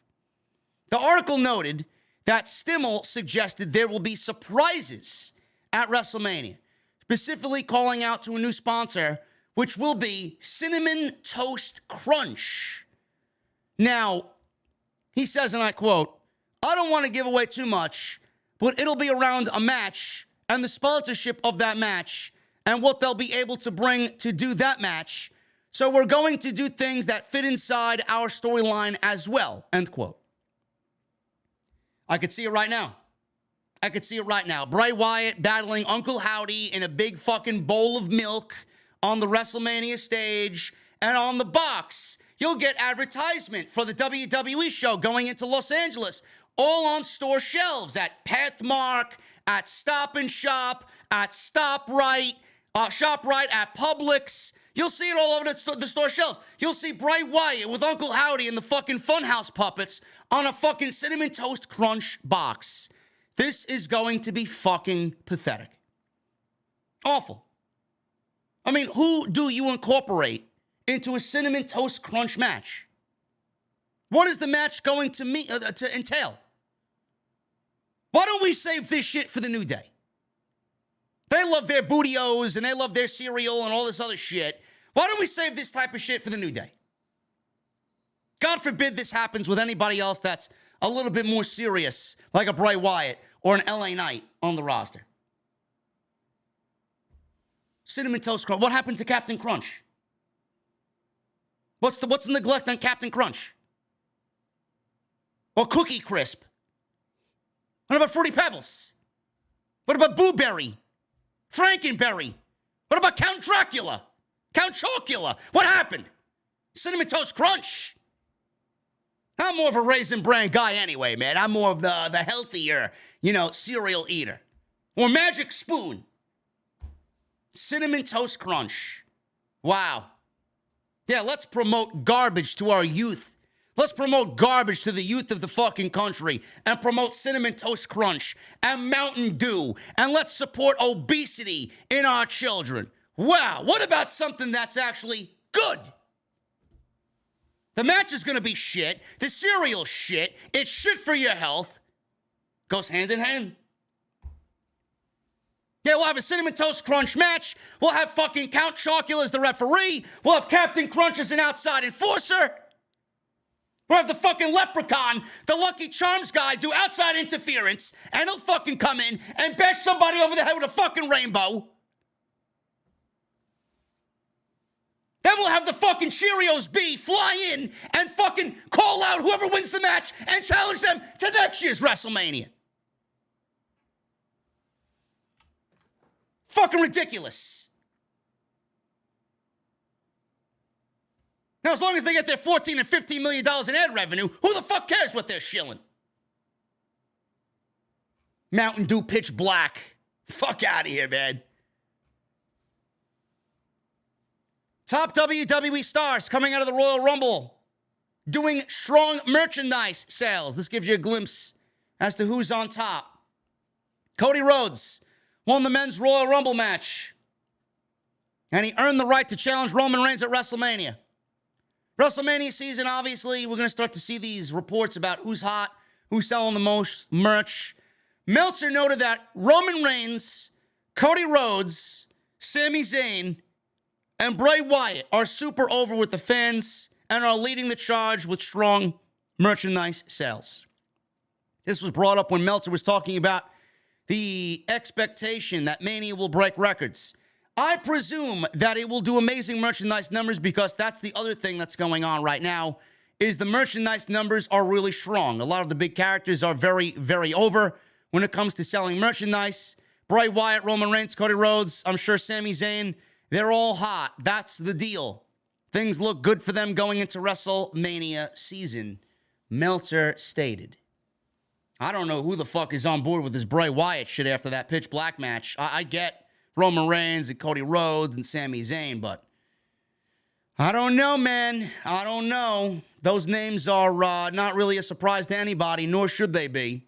So we will see what happens. All four of those guys hopefully will have major WrestleMania seasons. AEW, let's shift gears to AEW, man. AEW is considering launching a streaming service, likely with Warner Brothers Discovery. Now, I must preface this. This is not happening anytime soon at all. So please do not ask me when. Don't ask me when this is going to be, where. I don't know. I don't know. So it seems that AEW is in the mindset to build for the future, which is great. And this has been a talking point for Tony Khan. You know, obviously, it's not something that he could have talked about a year or two ago. Now, as we get into year 4 of AEW and we go into year 5 and we're going to go into the new TV deals and the new negotiations, this is something that he's going to want to talk about, especially now that he's got negotiations coming up and he's got Ring of Honor. And he wants to find a proper home for Ring of Honor. Bloomberg has an article with AEW President Tony Khan about AEW detailing the promotion's history that started in 2019 and being the first true competitor that WWE has had in the United States since WCW. The following was written in the article, and I quote, "In March, Tony Khan acquired the small but respected pro wrestling company Ring of Honor from Sinclair Broadcasting Group for an undisclosed sum, adding a new crop of wrestlers, some intellectual property, and an extensive video library." Now, some people were saying Tony Khan spent $30 million for it. Tony Khan didn't spend $30 million for Ring of Honor. Tony Khan, I believe, was in the ballpark of $2 million plus maybe for Ring of Honor. It wasn't $30 million. I don't know where people were getting that number from. For an undisclosed sum, new crop of wrestlers, intellectual property, and the video library. AEW is also considering starting a streaming service, likely through a deal with its broadcast partner, Warner Brothers Discovery, according to a person familiar with management's thinking, who asked not to be named. Last year, AEW broke $1 million in annual revenue for the first time, this person says. Now, while speaking with the Wrestling Observer Radio, Dave Meltzer noted that fans shouldn't expect an AEW streaming service to launch anytime soon, as a deal is not on the horizon right now. It's hard for me to judge that because the two things everybody ran with afterwards were both not true. The video game is not coming out this month, obviously, because if it was, we would all know about it. Some people were saying it's coming out this month. It's not coming out this month. I believe they're being held up for a rating on the game. They don't know what the rating of the game is going to be, and it's being held up, and that's what's holding up the game from being released. As soon as that is squared away, we will have a confirmation on the release date. And then the other one is they're not close to a streaming deal. Of course, they want one. It's been talked about forever, for more than a year, but it's not a deal on the horizon right now. So right now, AEW has a TV deal with Warner Brothers Discovery for Dynamite on TBS, Rampage on TNT, while their streaming shows, AEW Dark and Dark Elevation, air on YouTube. AEW pay-per-view events air on Bleacher Report. They air on traditional pay-per-view, and they air on Fight TV. And I believe they just signed a contract with DAZN overseas to air their shows and their pay-per-views. So this all sounds great for Tony Khan. This all sounds great.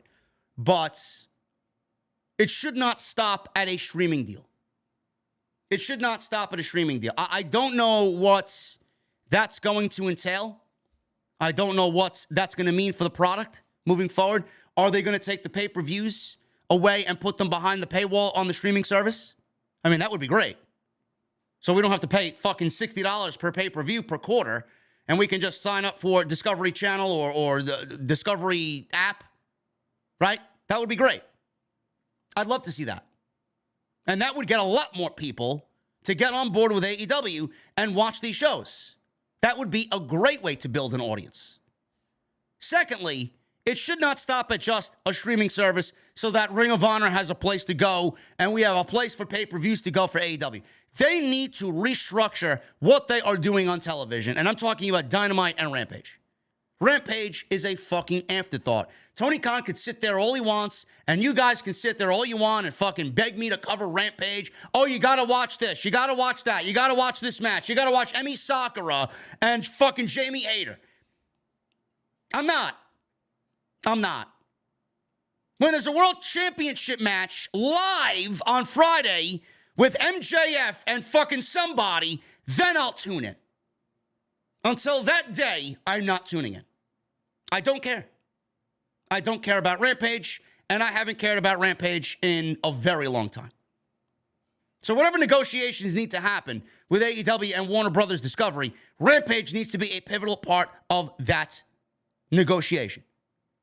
Rampage needs to have its own home, whether it's on TBS or TNT. Rampage needs to be a live show. Rampage needs to be a part of the AEW universe just as big as Dynamite is. It needs to be its SmackDown. It needs to be AEW's SmackDown, where Dynamite is its flagship, Monday Night Raw. If it happens on a Thursday, if it happens on a Tuesday, maybe if NXT isn't renewed and it gets taken off the USA Network, maybe that is a great way for Tony Khan to slide Rampage in on Tuesday, and then we go right into Dynamite. I think that would be great. I don't know. But it needs to be something that is completely overhauled. I don't care. It needs to be live, it needs to be 2 hours, and it needs to be just on par, equal to Dynamite. Enough of this 1 hour, enough of this fucking fastest hour in wrestling, enough of this taped garbage, enough of this fucking ho-hum mediocre garbage that we see on Friday night. I don't give a fuck to watch QT Marshall or Swerve versus Dustin Rhodes. I don't care. Give me something with substance.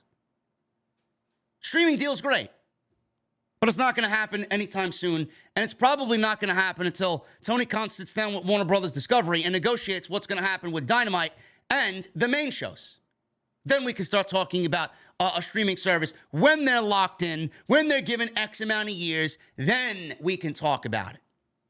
Why is something going to happen with a streaming deal when they have contracts coming up and Warner Brothers doesn't even probably know what they want to do with Dynamite in its own right on TBS? Does Tony Khan want to remain with Warner Brothers Discovery? We don't know. When they are locked in and they get paid, then we can start talking about the streaming service, because AEW will be locked in for X amount of years, and then we got nothing to worry about. Not going to happen anytime soon. But Ring of Honor.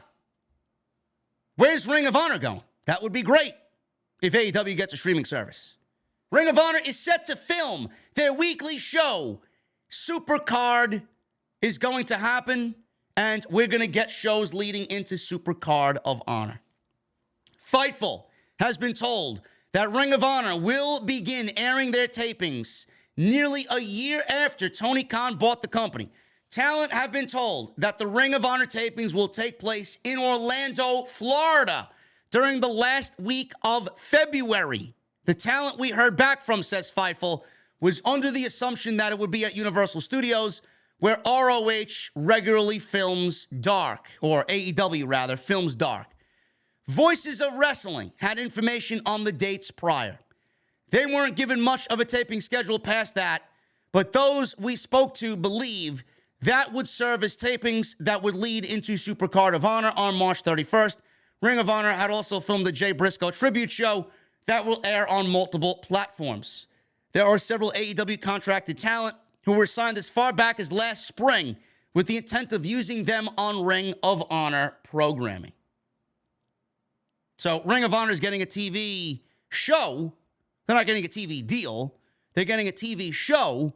And where this takes place, I don't know. Right now, it's only Honor Club. Maybe Tony Khan moves it to YouTube. I don't know. But right now, it's only on Honor Club. He said we would have more information as we get closer to this. And we're getting closer to it because it's taking place at the end of February in Universal Studios. It's a great deal. This is what I wanted. I don't want them to be a touring brand. I don't want them to go on tour. I don't want them to fucking go around. Make it like... there was nothing wrong with NXT at Full Sail University every week. Nothing. There was nothing wrong with the NXT product at Full Sail every week. As long as you got a dedicated home to film TV and you got an audience to show up every fucking week that is rabid for pro wrestling, who gives a shit? I loved the Full Sail crowd. I loved the shows there. The crowd was great. That's going to be something to keep an eye on. I may have to tune into that. I may have to do something with content on the channel with that. That's great news.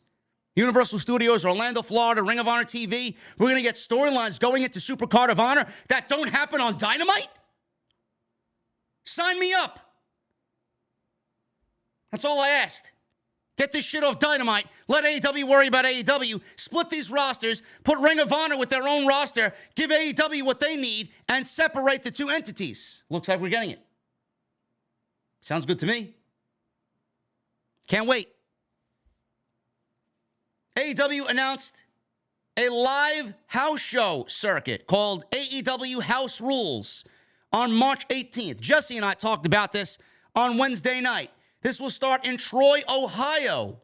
Tony Khan announced on February 1st that the launch of the AEW House Rules live event series will take place on select weekends in markets across the country, continuing the promotion's meteoric rise and following the success of AEW Dynamite on Wednesdays on TBS and Rampage Fridays on TNT. Fans can expect an up-close and personal experience at local venues along with a spectacular and engaging environment.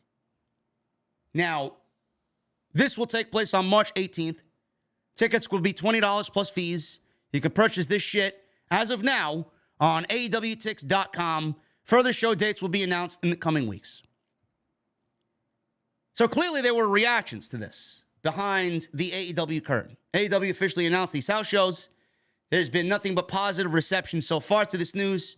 Fightful broke this news about multiple talents speaking with them about the news of live events and house shows being added to AEW's schedule. Several said that they knew something like this had been coming for a while, with one source indicating that multiple wrestlers have pushed for this for multiple reasons.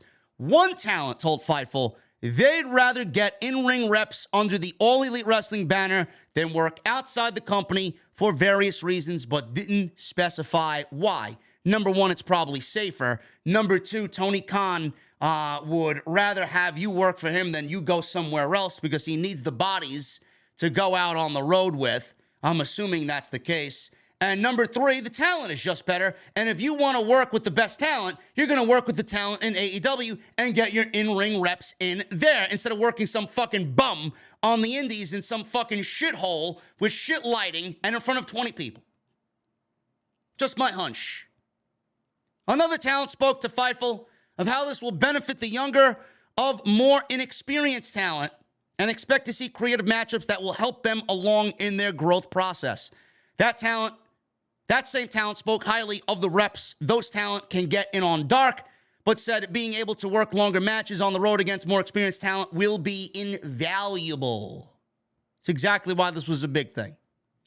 Most of the AEW talent, if not all, have a set number of maximum dates in their contracts that we're told AEW rarely even comes close to on a yearly basis, so AEW has been prepared for this from a contractual standpoint for a long time. The talent we spoke to with expected the shows to be filmed which is customary of all major companies, but there's no word on a plan to distribute these shows.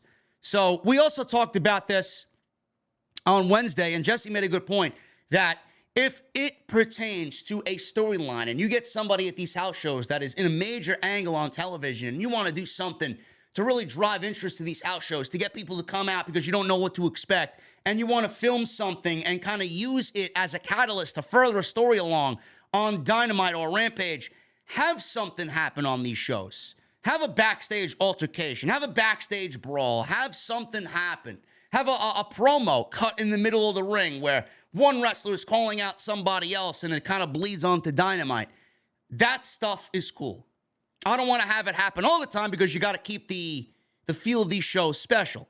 But WWE does that sometimes, and AEW now has the opportunity to do that same thing here with their house shows. And that's what's going to create buzz and create interest. Maybe a possible title change, a rare title change every now and then on the road.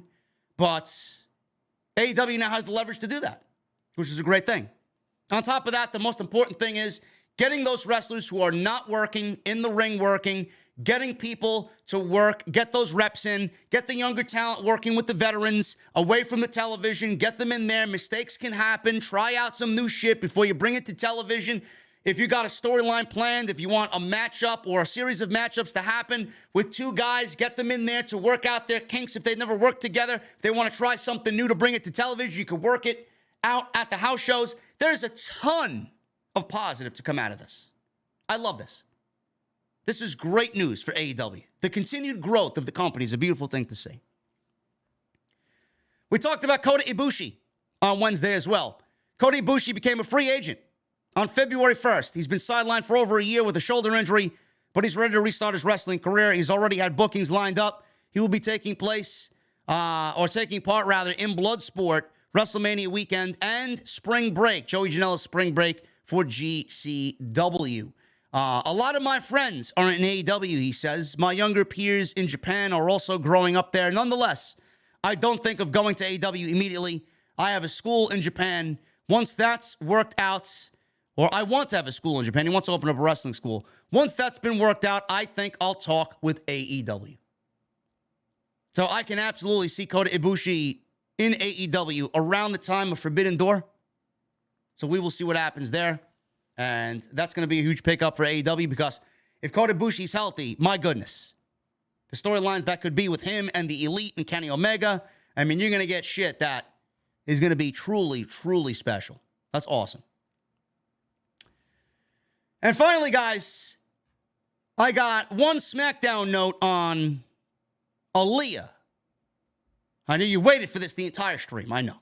I mean, you cannot wait to hear what I got to say about Aaliyah, man. Where's Aaliyah? How many people have been fucking wanting Aaliyah back on the women's division on SmackDown? What a difference maker, man. Oh, my goodness. WWE apparently has zero creative plans for Aaliyah, who was cleared months ago from injury. Aaliyah suffered an elevated first rib and AC sprain in September. At the time, she was teaming with Raquel Rodriguez on SmackDown, but the injury kept her out for a few weeks. Aaliyah posted on Twitter this week and says she's been cleared since October 22nd, 2022. A fan asked her where she's been all these months. The one solo fan of Aaliyah asked where she's been all these months, and she posted a Britney Spears meme with a caption, I don't know, ...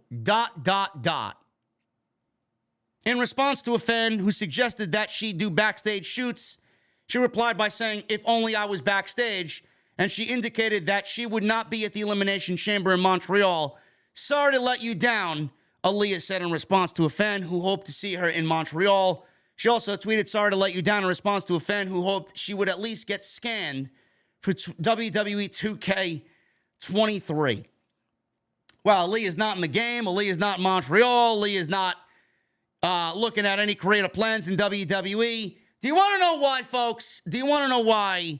And that is because, plain and simply put, Aaliyah sucks.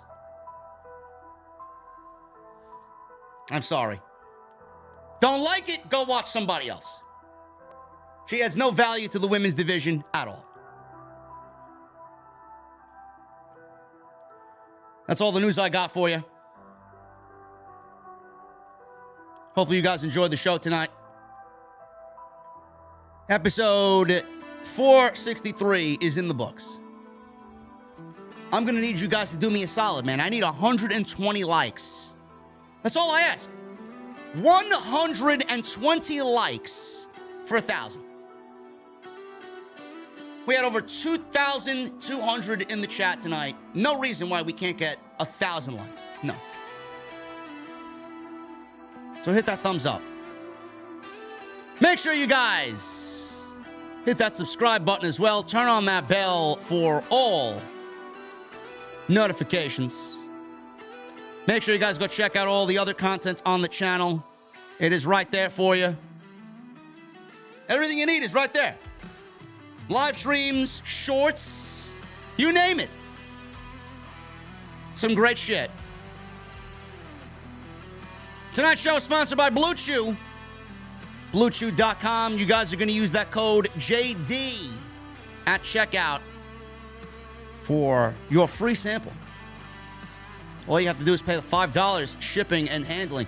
Guys, why do you think Sami Zayn is challenging Roman Reigns at the Elimination Chamber for the undisputed WWE Universal Heavyweight Championship? Because Sami Zayn has confidence. That confidence can take you far in life. No matter what. Also helps you in the bedroom. Especially when it comes time to step up to that plate, man. That's where Blue Chew comes in play. Blue Chew is going to be your batting coach. Believe me. Blue Chew is a unique online service that delivers the same active ingredients as Viagra and Cialis, but in chewable tablets, and it comes at a fraction of the cost. You can take them anytime, day or night. You can plan ahead and be ready whenever the opportunity arises.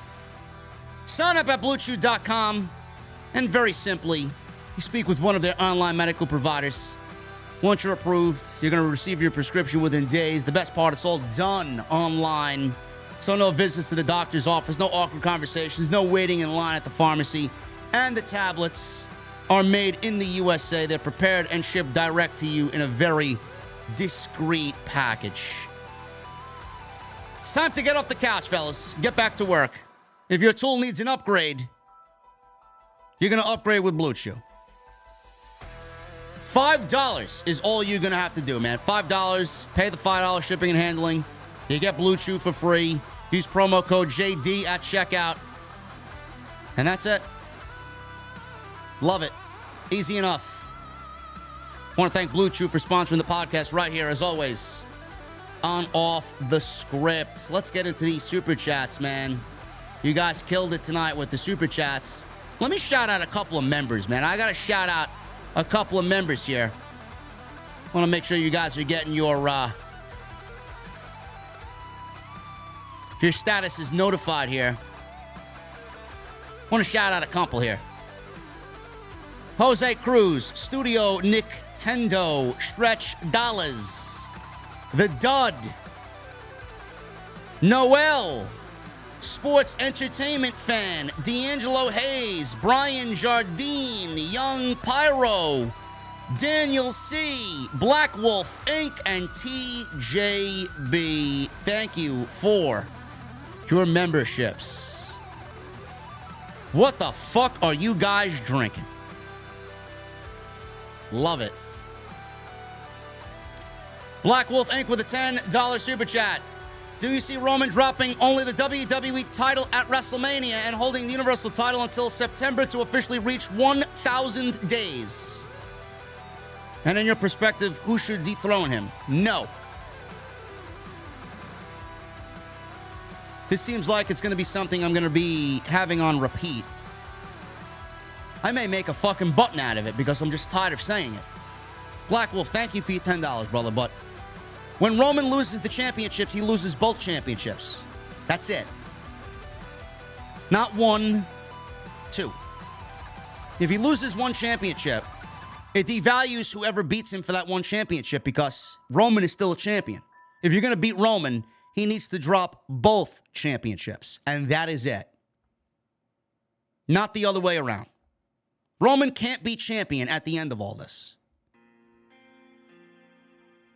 Joseph Taylor with a $7 super chat. JD, when you were my age, 27 years old, were you an NWO black and white or NWO Wolfpack guy? Bro, I was a WWE guy. I wasn't watching WCW. But if I had to choose one or the other, I was an NWO black and white. I thought the Wolfpack was rather lame. Garner Hara with 5 months in the VIP club. Thank you for the recommitment, brother. Happy birthday, JD. Have one on me, brother. Going forward, am I the only one who cares more about LA Knight than Bray? No. I thought Bray Wyatt was the lesser of the two in that feud, and LA Knight was the star of the program. And LA Knight deserves a major WrestleMania match.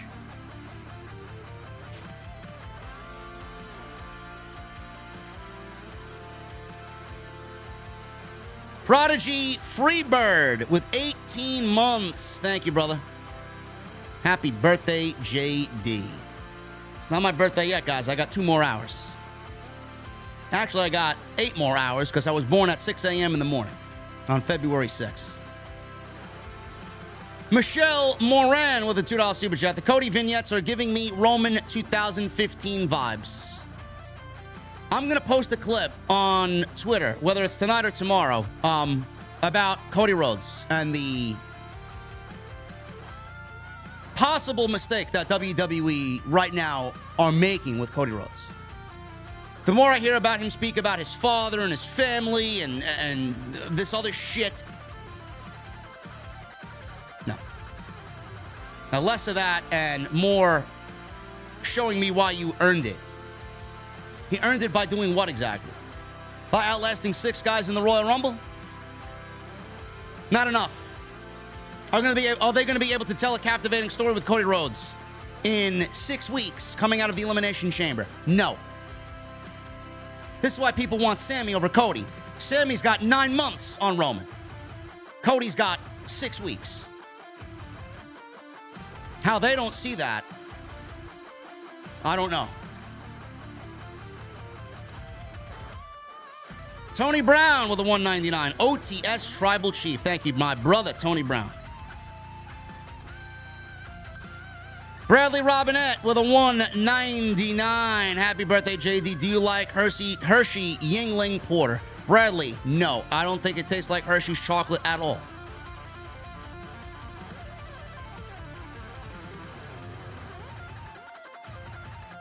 Baby Shaq with 9 months. Happy birthday, JD. Wish that birthday awesome. Definitely at Elimination Chamber. Jey Uso is going to screw Sammy. What's the decision? The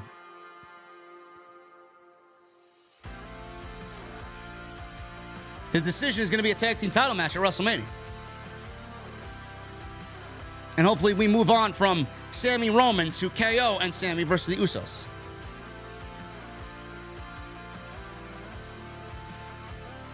Joshua Simo with a $9.99. JD, I would rather see Solo win the Elimination Chamber than face Drew McIntyre for the United States Championship. That is the one title Drew hasn't won, and it gives Sheamus his first one-on-one match he deserves without Drew.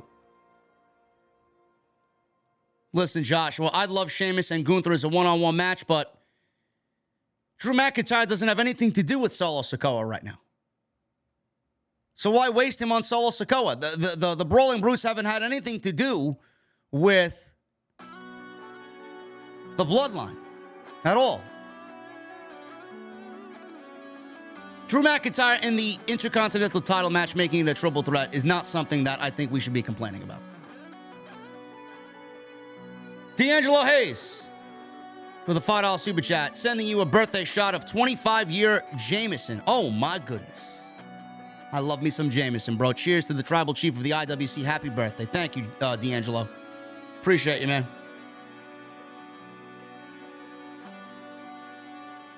Brian Jardine with a $30 super chat. He leaves no message.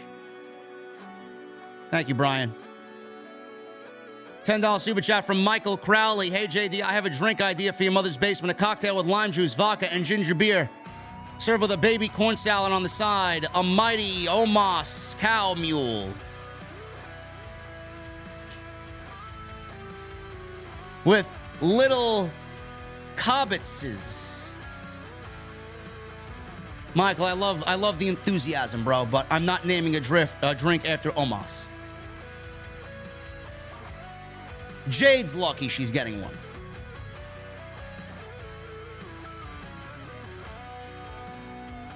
My boy Daryl with a $500 bomb earlier. Unfucking believable, Daryl. Thank you so much, brother. An OTS VIP birthday Sith Negan bomb has been dropped for the undisputed truth in the entire IWC.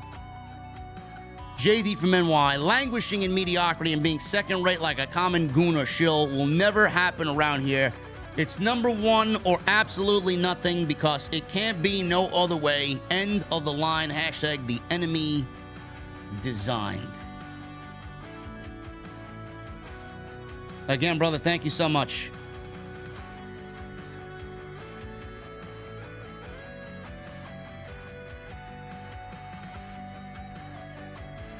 Matthew Malinar with 6 months. Thank you for the recommitment, brother. Just wanted to stop in to show my support for the ace of the IWC. I'll finish watching this podcast tomorrow to make my work day go by a lot quicker. Sounds good to me, Matthew. Appreciate you, bro. Scenario, $5 super chat. What's up, JD? Do you listen to these bands? 6 Feet Under, Sodom, No Mercy, Mayhem. I used to listen to 6 Feet Under in high school, and I don't listen to any of these bands outside 6 Feet Under, and I haven't listened to 6 Feet Under since their Maximum Violence album. Not really the type of death metal that I like, bro. Plus, Chris Barnes, his vocal style has gotten really fucking terrible over the years. He's not the same guy that he was in Cannibal Corpse. Stu Sexton with a 199. He leaves me a 1. We the ones. We the ones here. Daryl, I see you in the chat, brother. Thank you so much, man. Lee with a 499. Hey, JD, my question to you is, if you were head of creative right now, what would you do to make Raw and SmackDown better? Bro, if I had one wish, Ali, if I had one wish, Monday Night Raw would be 2 hours. That's it. You'd get a different Monday Night Raw every Monday if it was 2 hours. Mark my words. Tommy Brannigan with a $5 super chat. Happy early birthday to the true king of the IWC, JD. Hope you have a great day tomorrow. Thank you, Tommy.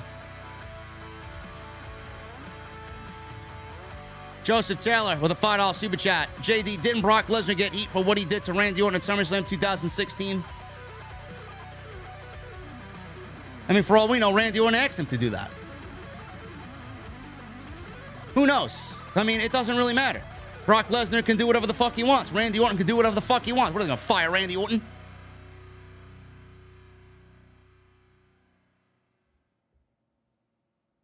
Stu Sexton with 35 months in the OTS VIP club. Oh, my goodness. Keep up the hard work, JD. Happy early birthday. Hope it's a good one. OTS for life. See you Monday night. You know it, brother. Israel with 20 months. I'm not here much, but I'm getting tired of Vince selling or not. Just get over it and sell it already. Happy early birthday, JD. Wish you many more. Thank you, Israel. Appreciate you, bro. 20 months, bro. You don't need to be here every stream. The fact that you're 20 months VIP, that shows your commitment, brother. I love the energy. The Cake with a 19 months. Happy birthday to the IWC. Head of the table. Feels good to be back. Can I get an old-fashioned? By the way, why is Jesse sleeping on the counter? Jesse, nobody told you to fucking take a nap, bro. I listen, man. This is not your fucking house. This is not your bed, bro. No sleep last night. What are you up doing? I don't want to hear your fucking problems, bro. Get this guy out of here. Fucking patrons that want drinks, bro. You're sleeping on the fucking counter. Holy shit.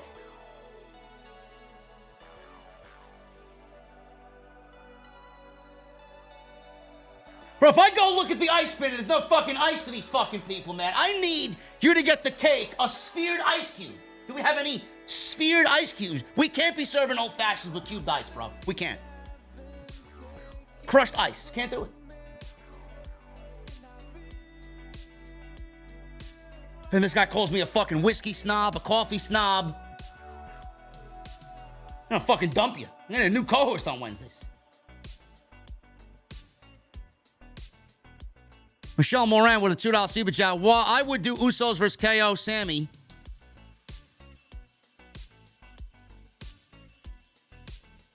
I would do Usos versus KO Sammy as the main event night one. Or that. Or that. What if they have that happen on the same night Roman loses his title? Let's make night 2 about the downfall of the bloodline. Eugene Morgan with a $5 super chat. Swerve of the century if Cody loses to Roman just because everyone expects him to win. Telling you guys right now, I'm actually getting to a point where I'd love to see Roman retain the fucking title.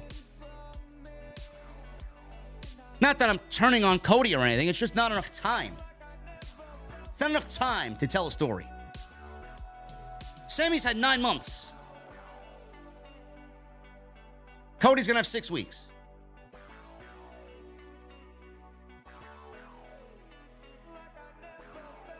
Everybody fears me schooling them with a $9.99 super chat.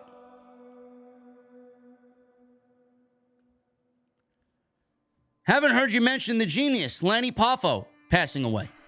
Love hearing you talk about growing up watching the late 80s, early 90s WWF. So many memories of watching the genius. He and Macho Man reunited now. You know, bro, I've been so out of the loop when it comes to the old school stuff. I'd have to go back and watch some of the late 90s or late 80s, early 90s stuff. You know, I don't have one particular memory of the genius. The only memory I have really of the genius, I was too young to really appreciate what he was and what he brought to the table, but I always loved his eloquence. I always loved his cadence, the way he spoke, the way he delivered his promos. I thought he was fantastic. And I can honestly see there was a lot of influence in Damien Sandow. A lot of influence in Damien Sandow when it comes to what Lanny Poffo was, his character as the genius. A lot of influence there for Damien Sandow. I thought Damien Sandow was fucking great. That whole gimmick, the intellectual fucking savior of the masses. Damien Sandow, I thought that was fantastic shit. So if I could answer that, if I could answer that question, I loved his delivery, his cadence, the way he cut his promos. Crushing the discussion. 199 super chat. He says, crush the like button. Yes. Yes. Isaiah Hoffman with 6 months. Officially 6 months. Let's go. Yeah. Love it. RA with a $9.99. Happy birthday, JD. Popeye's Chicken. I don't eat fast food, RA. Thank you for the $9.99. Moist Ham. $5 super chat. What do you think is Vince's affinity for Samoans? Almost all who have walked into WWE have become champions or have been prominently featured. It is the ties to the Anoa'i family. The Anoa'i family is the greatest feeder system in WWE history. As long as they keep making them, they're going to be pro wrestlers, and WWE is going to give the Anoa'i family a home. I don't know the correlation there. I don't know the business agreement or arrangement with the Anoa'i family, but none of my business. As long as we are sports entertained at the end of the day, I don't care. Mike NY with a $5 super chat. Happy birthday. Last of Us on Friday this week because of Super Bowl. I'm going to watch The Last of Us after this stream is over for this week. John Ortolaza with a $2 super chat. Work until midnight at 7-Eleven. Happy birthday, JD. Keep it up. John, have a good work shift, brother. Don't get in trouble.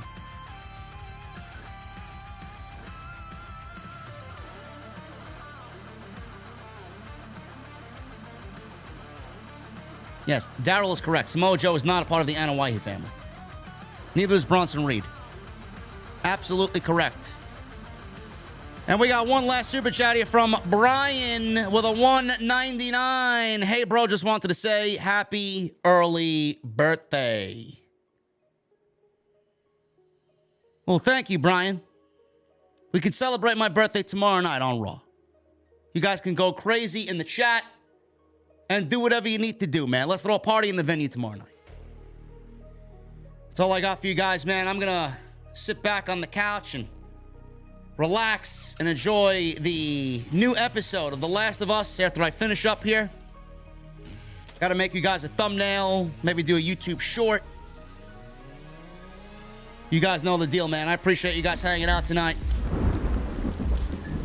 Another new week tomorrow, man. Starting off with Monday Night Raw. We'll be at the venue tomorrow night. Right after Monday Night Raw is over. You guys know the deal. Becky Lynch and Bayley inside a steel cage. Should be fun, I guess. Not really excited about what's coming on Monday Night Raw, but we'll see what happens. I appreciate you guys hanging out tonight, man. Please continue to hit that thumbs up. Let's try for 1,100 likes. I know there are 70 of you in the chat that have not hit the thumbs up yet. If you can, please hit the thumbs up. Go check out all the content on the channel. Tons of YouTube shorts. More to come this week. Make sure you guys check out the live streams that you might have missed earlier in the week. Follow me on social media at JD from NY206. That's Twitter. Always on Twitter. Best place to keep up to date on everything. Instagram, TikTok, Cameo. You guys know the deal. So make sure you guys go check all that stuff out. Fulfilled a cameo last night. Couple of cameos this week. Awesome stuff.